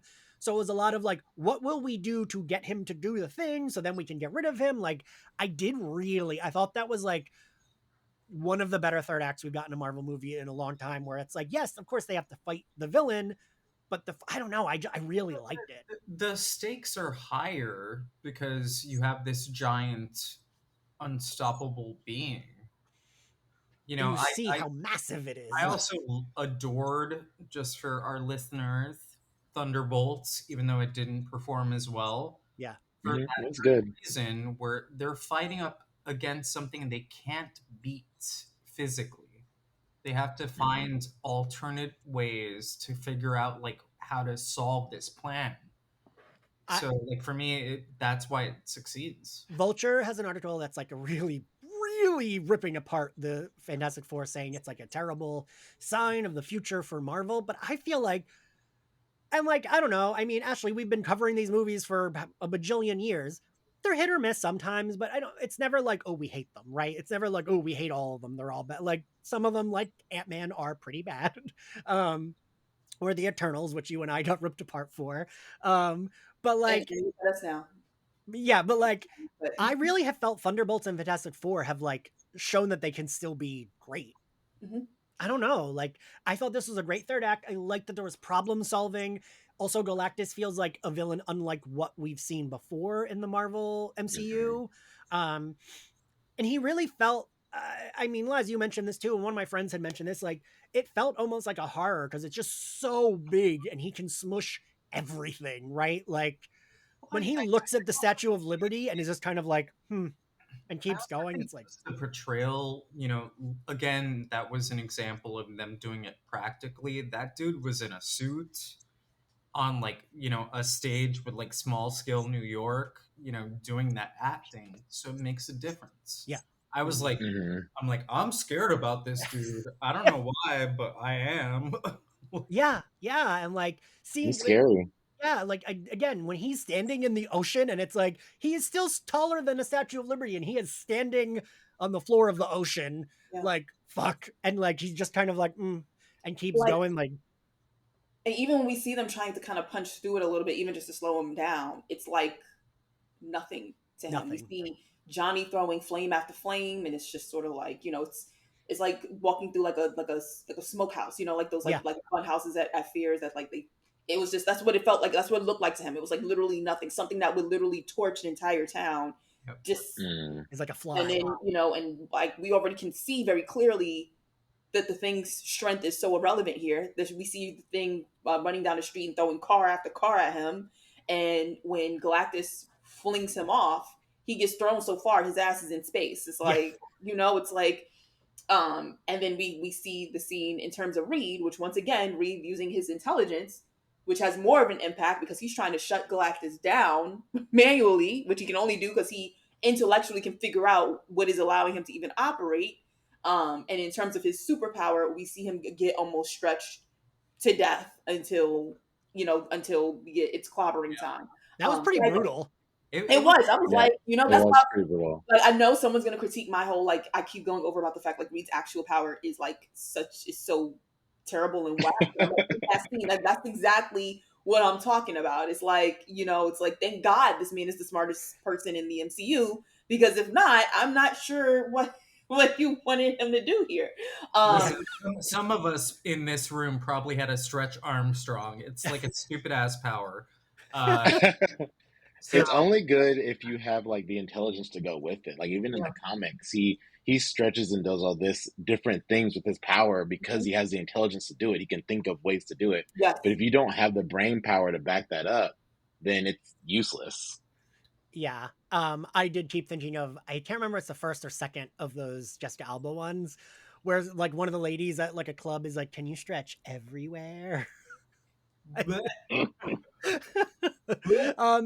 But so Sue Storm, fucking, I loved that she is like, again, we go back to like, well, you want to fucking take my kid? Well, look what I'm gonna do. And I loved that she was the one that like did the most in terms of like fighting Galactus, actually the like characters fighting each other. That was fucking badass that she's like just pushing him. And I really love that we were able to get that, because if this were the cartoon I watched as a kid, if this were the Jessica Alba movies, that woman would have gotten a nosebleed and passed out within the first 2 seconds of doing that. like Jean Grey in Yup. the 90s. Yeah. All women pass out when they have power. And I just really love that it was like, yeah, she's looking rough, but she's able to do this and she fucking accomplishes it, right? Like, she does die, but like, she does the thing. I mean, in a way, they alluded to that. Like with the whole, I'm not going to sacrifice my son for the world, but I won't sacrifice the world for my son. Yes. And like when you read in between the lines there, when you understand that when you have excuse the pun, but a galactic threat like that, in terms of like, you got this entity here, that's basically like, hey, like you either do this or you do that. And then there's this middle thing that also people don't normally even think about because it means you. But it comes back to the whole thing in terms of being a mother, where it's like, as human beings, we be selfish when it comes down to us. But maybe less so when it's like, my whole responsibility is to protect this other, is to protect this being that I birthed. I'm not gonna lie, that entire like end sequence, I cried like a freaking baby. Yeah. Yes. I was like, come on, man. I'm like, really? I'm like, geez. Yeah. I mean, and these, you have to pay. I really love the subtle moments when it comes down to Reed that they're doing here. I'm sorry, I love those Fox movies for what they were, but like it was a bit of like aura farming when it came down to Reed. They didn't lean in too much into his. I don't even like to say crazy. It's not the accurate word. I feel like when I say crazy, people are thinking the like Joker level crazy. That's not his crazy, because like you see it in that moment. Your wife very clearly has a plan here. Galactus has your child. She's pushing him back. Only thing in Reed's head, because the only person he's really, really connected to emotionally is Sue, and no one wants to admit that just because he has a kid, is Sue, it's too much. She has to literally take 2 seconds out of fighting this thing to say, Reed, go get our son. Yeah. Yup. See what I'm doing here. We had a plan that works. Galactus easily figured out what the fuck it is we're trying to do. We have one thing that we can do, which is to get his ass in the right spot. I'm the only one who can do it. This thing is 500 fucking feet tall, 50,000 pounds. I see what is about to happen. As long as you get our fucking son, I don't care. Yeah. Anyone. We In are addition to that, like, she's also thinking about the rest of the world. Yeah. And the rest of her family. Like, this woman could multitask. Yeah. I think you bring it ready. She's like, if I have to like die for this to happen, to save the world, the universe, my kid, like, Reed, fuck off. Just like, go get our son. This is literally the one place where your stretchy powers matter. Go fucking stretch up there and get our son, so that I can push this bitch back. and we're good. Literally, Ah! Uncle Ben and Uncle Johnny are already getting in position, and here you are. It's too much. Shut the fuck up. You are right. They fell in line. They kind of were like, all right, this is what we're Immediately. doing. Okay, Yeah, they everybody fell in else line with Sue. knew, but here goes Reed. But it was perfect. Like I'm not criticizing it. It literally is in character. This Yeah. goes to rational versus emotional. You know, rationally, Nothing bothered perfect. me about it. I Yeah. was like, yep. I'm like, this all lines up. Yeah. I'm Yeah. like, girl, bitch. I'm like, And come on. I Yeah. gotta say, so I did tear up thinking Johnny was gonna die, but I like that. I do like that Silver Surfer redeemed herself. Like I like that was kind of like, Hmm. no, she sees how hard these people are fighting, and she just cannot let this happen. So she's the one, and I like, they both get sucked into whatever.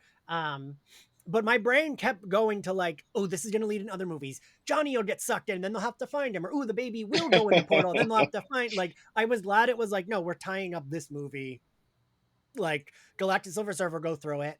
And they could come back. Right. Well, Like, Yeah. yeah, and Galactus is because he's a cosmic being. Regardless of the multiverse, it's still the same one. Yeah. So, because we kind of we can tell from the Thunderbolts end credits, even though we can't be sure that that's the Fantastic Four and that shit might be someone else. But like clearly, at some point, they're going to interact with other universes, and it's important to remember that no matter what universe they're in, it will still be the same Galactus who remembers this moment. So, Yeah. will it be the same Silver Surfer? and I want to see both of them back. Galactus, Yeah, I Silver would like to see Surfer, Julia Hardcore. Garner's I Silver feel Surfer. like they were Yeah. so effective as villains. Yeah. I don't Yeah. think we've had many outside of Loki, Yeah, that agreed. have like impacted me to a point where I'm like, yeah, this actually worked.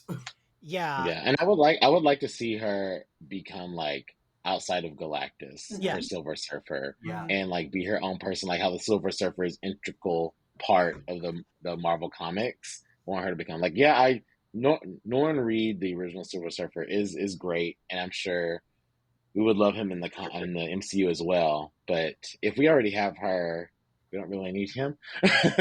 So unless it's like a multiverse thing or something else happens. But either way, like I'm good with just keeping her because she played the role so well and conveyed those emotions so well, as complex emotions, that I would love to see her with that cosmic power obtaining it and like seeing what she does outside of that. Yeah. Like maybe if she's in another, like in the, I forget what the main MCU universe is called. It's like a lot of numbers. There's, 616. yeah, but is it 616? But then they call it like point something something something. Yeah. Have we determined it's still this 616? Yeah. Yeah. Okay. Because Um. Amon Villani was mad at Kevin Feige for making it Yeah. officially the 616. Yeah. I was too. Um. But yeah, I would like her to be in there and actually be like, oh, let me see if I can become part of this, maybe part of the Guardians or something like that. Yeah. No, I agree. And so we get Sue Storm's death scene, which I forgot we also get in the Fox Silver Surfer movie. She dies and comes back Oh to life. yeah. I know that was done so much better, wasn't it? Right? Yes, I cried. I cried so much. Like, You know what pisses me off with that one isn't even just that she dies; it's the fact that something actually breaks through her force field. yes, like so stupid. Yes. Like at least with this one, she overexerted herself, and it made complete. We all it made so much sense that even before it happened, we knew exactly what this was going to lead to. Exactly why we Mhm. was like, "Don't do it." But something actually piercing through her force field pissed me off. Outside of her piercing blue eyes. Pissed me off so fucking bad, so But bad. I was like, well, she's gonna get up, right? And then when it was like, oh, she's dead, I was like, fuck. No, I And knew when, she was coming back. I knew what they were about to do with Franklin. I was like, "Oh, well, sorry." I when was he hoping. when as soon as he put the baby on her, I thought that was like a very sweet gesture. Just like in general, that gesture made me cry. Um, and little detour, it reminded me at my mom's funeral, one of my close friends had a baby that my mom didn't get to meet, and my mom kept wanting to meet the baby.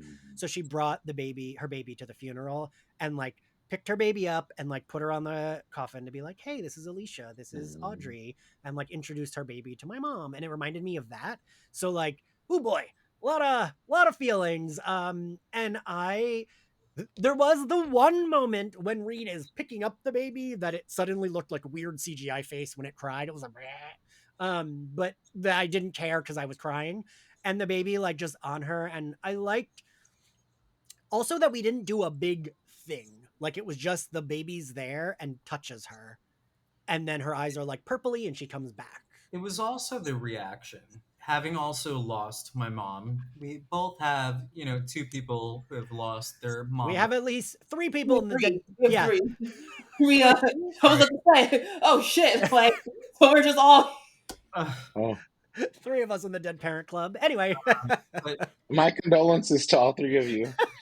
Rod's like, I have there was alive parents. something about, like, whether it's CGI baby or not, there was something so believable to me, like, even in a fictional circumstance where, like, you could see the baby reaching out for his like mom, Mm-hmm. like trying, like it seemed like intuitively he was like, I can help my mama, like I don't want to lose her. Cried, like, so I'm gonna cry now, like Yeah. it was a lot, and I think that's a testament to what they built up to that Yes. point. Yes. Did y'all notice that they did the eyes thing, but it's like you really have to look. His hands glow a little bit Oh, I didn't while even her notice. eyes are, yeah. I was I probably was too like, busy oh, crying. that's, yeah. His understanding of his powers literally from the womb. On some level, he's also a comedian. What do you mean you're hiding your fucking powers from like, he's like, oh, here goes daddy with this damn test again. Get on my last nerves. And then in this scene, in my head, I'm just like, I know Franklin is like, you need to wake up. You are not leaving me with this man to raise me. Right. Get up. Get the fuck up. And Get up right now. no, she really can't. Like, I got the Sue Fun Club. I love Sue Storm. Okay, she can't. She is the glue that holds that family together. She is why Reed is still there. If she dies, Reed is leaving. Yeah. Okay. He's leaving. Like, he's going to the Council of Reeds. Like, he's I'm like, Franklin is not crying because my mommy's dead. He's like sending a message. He can't talk to them yet. He's like, put me on this woman so I can fix this, please. I'm like, all of y'all are crazy, and we can't even see that when they're trying to put him in the seat. And he's like, now imagine if I didn't have someone with some common sense around here. Like, no, put me on my mama. No, okay. Because one Like, of them would have been Mama's holding him. out of frame, being like, really now? Okay, listen, he can't talk yet, but he was in his head. Like, you see how he immediately stopped crying as soon as they put, like, that wasn't because mommy, that was because, all right, cool, let me fix this. Get up. I do like the idea of they're toying with the seat and him and his mom are like looking at each other like these men, right? Listen, he understood a long time ago. He was like, okay, so you're the only one with common sense here. Got it. I get my genius from him, unfortunately, but thank God I get some common sense from you. All right, it's not all over. Yeah, I just like, and the way we kept seeing all of the, like, all three of them, their eyes just like red when they thought she was dead. It just, I thought the scene was done so well. And, none of us are, we're not new here, right? So many superhero movies do a fake out death scene. And like, once he put the baby on her, I knew what we were doing, but I was still crying so much. And normally these fake out death scenes don't do it for me, where it's just like, I know the person's coming back or whatever. But this like, and again, I knew once he had the baby, I was like, oh, she's coming back. I was still crying. And like, that says a lot about the movie, that it's like, could still be emotional, even though you knew what was happening and you knew that she was going to be good. And I think that's a testament to like the direction, because otherwise it could be super, super fucking cheesy. And like tedious. And like almost, like like literally Sue's death in Fantastic Four was, it's in the 2005 one. Like Silver Surfer decides to be on your side for all of like 15 minutes and is bringing someone back to life now. It's it's but a child bringing his mom back because like they are after watching your mom also sacrifice, like, there's like it's, I mean, it was also a really great, I wouldn't even say subtle because that's not technically, but like a great way for anyone who has like, I'm never reading comic, but I'll see all these movies to explain like the level of power. Cause like you can tell from the fact that Galactus is chasing them, but we don't really see. And the ability to bring your mom, like bring someone back from death, I think is just the best way without having to do too much. Explaining to people who are getting ready to see the rest of these films what because he just needs his mama. And I think what really sold the scene for me, like in general, the whole scene was great. Everybody in the acting, even the CGI baby was great in acting.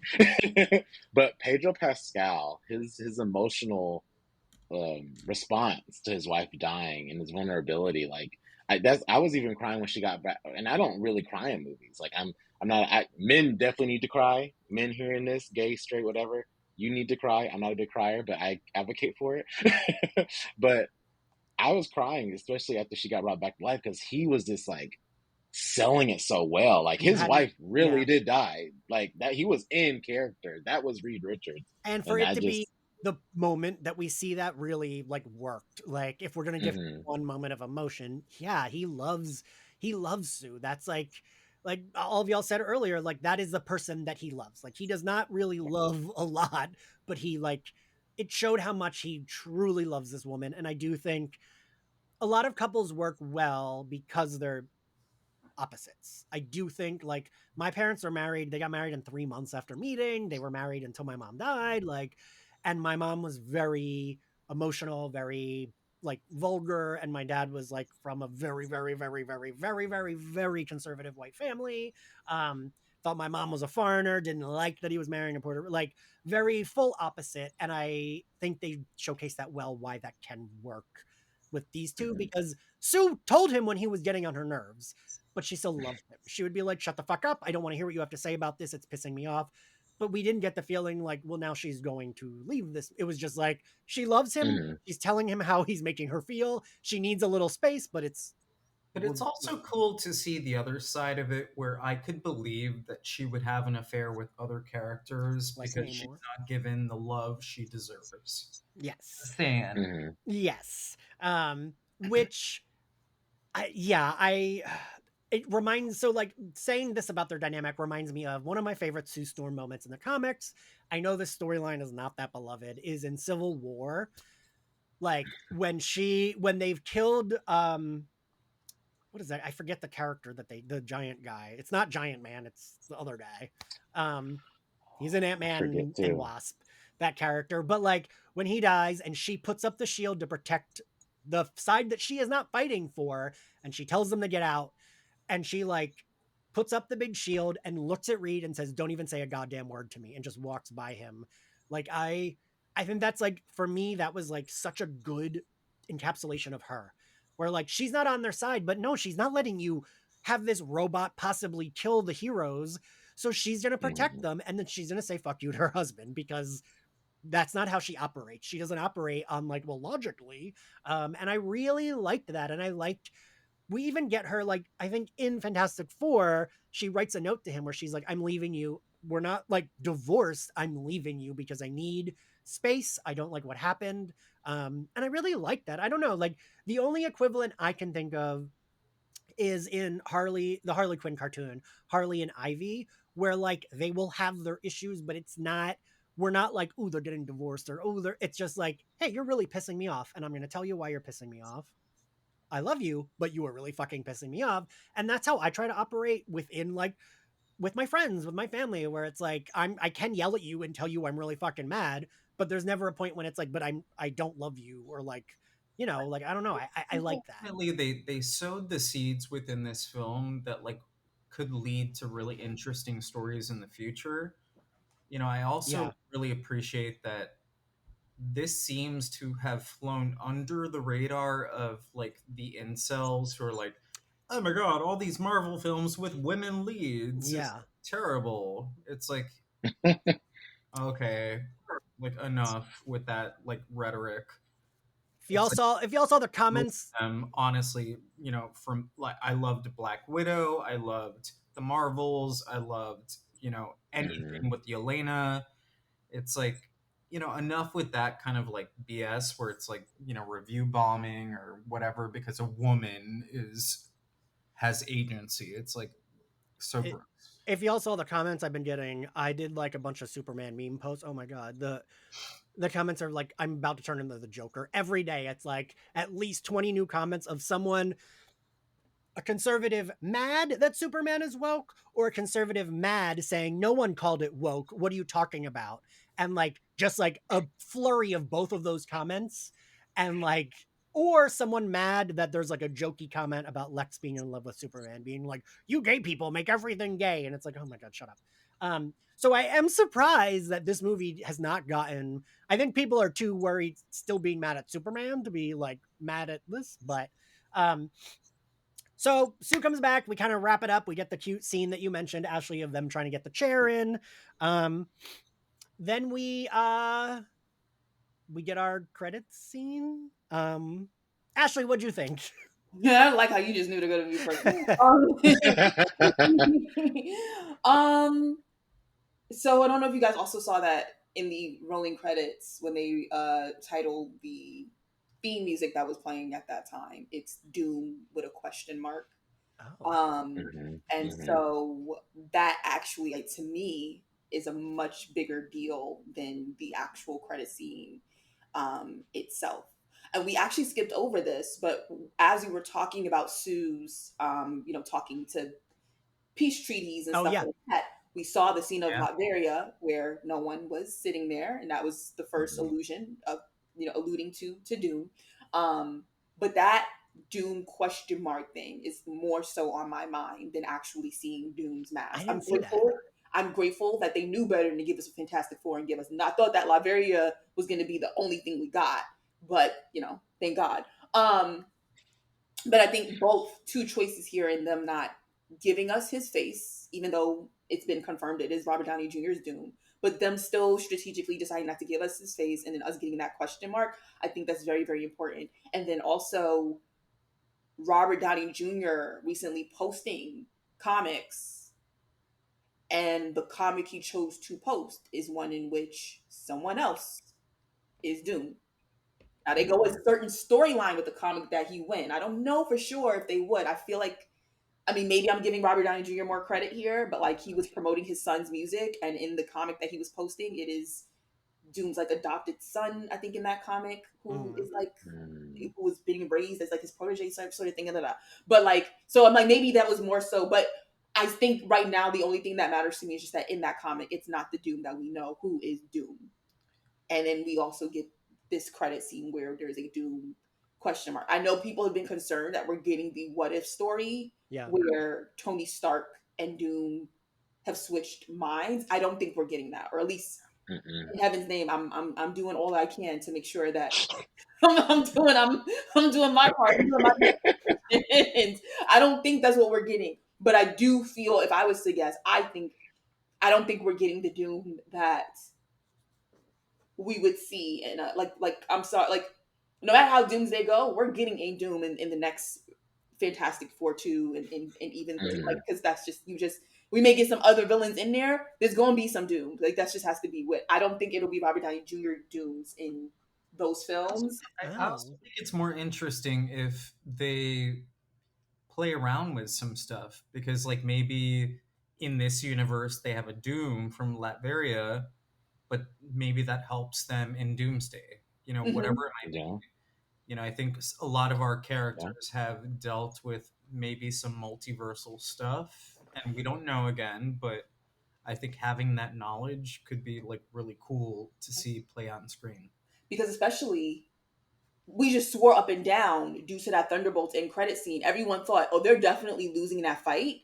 And their only way is going to, especially all the times that they were alluding to, take your son and go to another planet. Get the hell out of here. We just all up and down swore they're about to fight Galactus. At the last minute, realize we're about to lose, and she may end up dipping on the planet, and that's going to be them on that spaceship with Franklin towards the Thunderbolts. After that scene, it's entirely possible Franklin might be on that ship, don't mean Fantastic Four is on that ship and someone else Hmm. may be instead. So now it's like Mhm. now that we know how this film ends, I'm I know I'm not going to talk too much about the Robert Downey Jr. of it all and him playing because I know that whole lot of debate around that, rightfully so and understandably so. Like, look, it's very clear. MCU wants another $1 billion film, and they really have had it since Endgame, and they're going to do whatever they can to get it. So you can call it a cheap, ploy for that. I'm just going to be focused on the story, and there's different ways that this can go. And right now, my inkling is that we're not getting what it is that we think we're getting, or at least that's what I hope is happening. Yeah. I will say, Ashley, I mean, you're a lot like this too. I know you and I are both kind of like this, where it's like I like to wait and see before I'm like, before I like freak out and do a million tweets that go Mm, viral saying how stupid and bad it's going to be. Mhm. I do like to wait and see. same. I have become the annoying, like, I get my like adjunct professor hat on in our Discord because I'll be like, hey guys, we haven't seen the thing yet. Let's wait. Let's wait to like Mm, judge it till the thing comes out.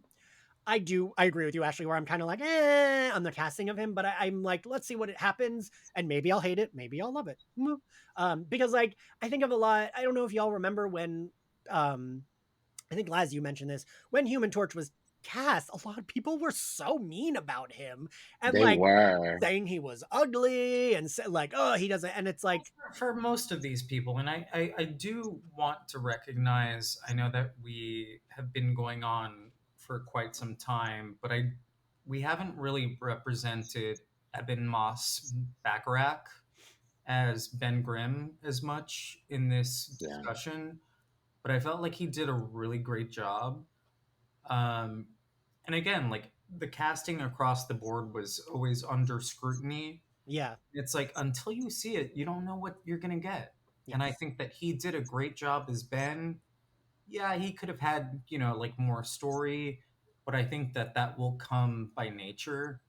I I did appreciate just like how they represented him again as kind of a Jewish American and somebody who like walked around his neighborhood and Mhm. really, you know, like was part of his own community. And I thought I that was really beautiful. I do feel like of the four, he got least to do. But I don't know. That's gonna happen. What did you, But Laz? What did? I feel like that's kind. I feel like sorry, I was just to add to that. I feel like that's kind of the thing for the thing, in the even the Marvel comics as well. Like he's part of the community more than any other part of the Fantastic Four. Like Reed's part of the Illuminati. Sue does like the government stuff. Johnny does like his own thing. Spider Man sometimes. But the thing is like in the community. Like they even showed him like I love that they gave him like the cooking thing, and he's the only one that was really caring about that. He was even cooking the magazines. Like he's part of like the heart of like what the community actually is, Yeah, outside of being like a scientist and a fighter pilot and all yeah, yeah. I real quick, Laz, what did you think of the credit scene? You mean the Doom talking to Franklin kind of thing? I honestly, I thought it was horrific in a good way, where Yeah, I was like, don't touch that boy. yeah, Like, get away from him. I'm like, no, no, no. I'm like, we got through so much already.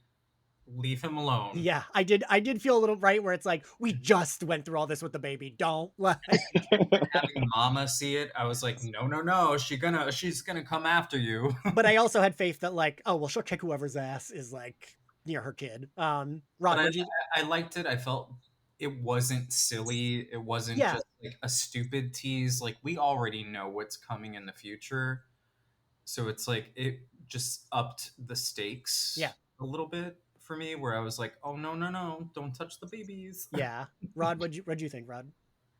um, I I liked it a lot. It did gag me. I knew it was coming. I knew Doom was going to be there. It was already said that the Russo brothers directed this, Yeah, yeah. cutscene. I knew it was going to be Doom. I was still like, oh my god, it's Doom, because it was just done well. I like that they had the like Sue do like kind of like a Wolverine thing with her invisible like her force fields. It was cool. Um, I like it. I like that they we're already past the CGI baby. We did 4 years Yep. later. Love that. We actually have a Kid. child Yeah. actor A here human. that's real. I love that. It did make me think because him and his sister that isn't in MCU yet, Valerie. I think it's is Valerie. Yeah. I think Valeria. it's Valeria. Valeria. yeah, Valeria. Love her. I actually like her more than Franklin. I think they're like 4 years apart, so that made me think: Are we gonna get her in Secret Oh. Wars and Doomsday? Because Doom is actually the godfather of her and likes her more because she is kind of like the same intelligence or even smarter than Reed. He So I'm helped like, give birth to her, didn't he? Isn't it like in the yeah. yeah. Mm. So and she's like, they're like buddy buddy. So I don't know that it made me want that more so because of the 4 years later. I was more excited about that, like how Ashley was excited about the Dune question mark. The four All years right. later for me made me even more excited because I was like, oh, now we're gonna get more of the family, possibly. All right. And to wrap everything up real quick, we're going to do our intros. I know we've gone long and I'm so sorry I've kept you all so long. What was your favorite scene, Laz? I would say for sure my favorite scene was the escape scene on, getting away from Galactus on the ship in zero gravity and having Silver Surfer attempt to take that baby and not succeeding because the family came together and fought that off. All right. Ashley? Yeah, so I guess I'll just skip right on ahead to. I mean, yeah, I mean, it really shows how much of a standout that Sue Storm was because it's the second scene of her. But yeah, I got to give it to we. What's very funny is over the past couple of years, the mother noun, has been used to describe quite a few people. But this is truly the mother of all mothers. I'm sorry, like when we say here, when we use the verb of mothering here, it encompasses a whole new thing because she quite literally we're seeing what the strength of being a mom, what it will make you do, like the choices it will make you make. Like she didn't even think twice about it in terms of I said I'm not sacrificing my kid. I said I'm not sacrificing the world. We kind of see that shift in her face. Guess that means I'm sacrificing myself, and her not even thinking twice about it and going straight into mom mode and tapping into a strength she maybe wasn't even aware she had or she Yes. knew she's not supposed to tap into, and what just being a mom will like. That's what that entire scene really is at its core, is like what being a mom. It's like with the trad wifery happening right now, it makes me almost a little nervous in how it will be used. But it's like at the same time, I don't have to be too nervous about it because it's like it also disagrees with it in terms of like strength. Like, no, you're not someone who just births this kid and then you wait for a man to come save you. It's like sometimes you are going to be the savior for everybody, and it just comes down to like the sacrifice of it all. And I think that's what that as much strength that we saw in that scene and the effects of it and the beauty of it and the acting and the cunty face of it all. It still just came down to just like the raw theme of it, and so that Yeah. got to give it to Vanessa Kirby. Just Yeah. that's the one Twitter fan cast that also ended up happening where it all went right. Yeah. Rod, what was your favorite scene? So I love those two scenes. Those two are two of my favorites too. But I'll do my third one, which is when Sue goes into the crowd with the baby and does the speech, because I feel like that really brought the movie as a whole in terms of the message of the movie Yeah. to me. Like we're all family. Earth is together. We don't need to be separate in this. We all need to come together because we're all humans living on this planet. Let's come together and not sacrifice anybody and save the world. And Yeah. I love, love, love that message. Yeah. All y'all said my favorite scene. I was like, okay, I'll do this one. Oh, no, I'll do this one. I, I, Vanessa Kirby just like killed every fucking scene she was in. She brought Yep. so much to this character without even having to like telegraph what it was. Like it was just like we got it. We got her. Like you said, Ashley, it was like being the mother, she birthed this child, then also is the one that has to tell these men what to do when we're saving the world because she is it makes her smarter that she is both smart and has like empathy and is like has emotional intelligence and like that showed how smart I felt like she was almost kind of the leader who just like let Reed have the title of leader. Um, and I guess I'll just, since we didn't mention him, I want to point out it wasn't my favorite scene, but I did like every scene with Mole Man. I liked how ridiculous he was. I liked him as like kind of an ally. When they're like, "Don't Mhm. touch that," and he immediately breaks the thing in their tower. I liked that he did genuinely help. There wasn't like I was like, Mhm. oh, we're gonna do like an annoying twist where he like tries to kill the. No, he was like, sure, put everyone in my weird underground town. All right, and I did like that. Mhm. What grade do we give this movie, Laz? How are we grading this one? Is it by letter or number? Always letter, but I should have done number for this one since Fantastic Four. I would say I give it a very solid A. Okay, okay. Rod. I give it an A as well. All right, Yeah, solid A. Professor Smalls. um, I'm gonna be strict and I'll give it an A minus, just in terms of action. Okay. Like, I think it had great action. I enjoyed it, and I've been the one making the big argument around. I see why they lean more into the science of it all because of the type of team it is. But I do also hear some of the critiques in terms of like more action, even if it had been like just with the past fights that they had before Galactus, to show like how they've been able to punch their way through other situations and just can't this time. So I'll give it the A minus. I'll give it the A minus. And Professor Crawford has the lowest grade. I give it a B plus, which is not bad. It's not bad. All right, that makes me feel tomato, good. You know what? They're not going to come for me. They're coming for you. Yeah. Tomato, tomato, tomato, tomato. Thank you all for joining me. Thank you all for listening. If you like Slayerfest 98, you can find us on Spotify, Apple Podcasts, and watch all of our video recordings, because all of our episodes are now video recordings on our YouTube channel. Please give us a good rating and review us. It helps get the podcast out there. If you want to follow us on social, we are at SlayerFestX98, and we have a Patreon where we're going through every season of Buffy as it turns 25, X-Men, and Batman, the animated series, and cover random other things. Have Zoom hangouts. Any and all support is much appreciated. If you want to follow me on social, I'm at ENXCarlos. Rod, where can everyone find you? You can find me on Instagram at NerdyRodders. So yeah, there you go. I know also Blue Sky, I guess, at Hot Stuff Rod, but that's more unfiltered me. It took me forever to find when I was posting from Slayerfest Blue Sky, I was like, why can't I fucking, because it was a different handle. Laz, where can everyone find you? Hi, my name is Laz Marquez. You can find me on Facebook and Instagram mostly these days through the handle at Laz Marquez. I'm an illustrator as well as a creative director within the entertainment industry. And Laz, I feel like me, you, and Ashley all like got the like benefit of actually getting our own names as our handle. Ashley, where can everyone find you? I'm Ashley K Smalls everywhere, although I'm not really using everywhere at the current moment. So like, my apologies, but just nothing but retweets, and I didn't.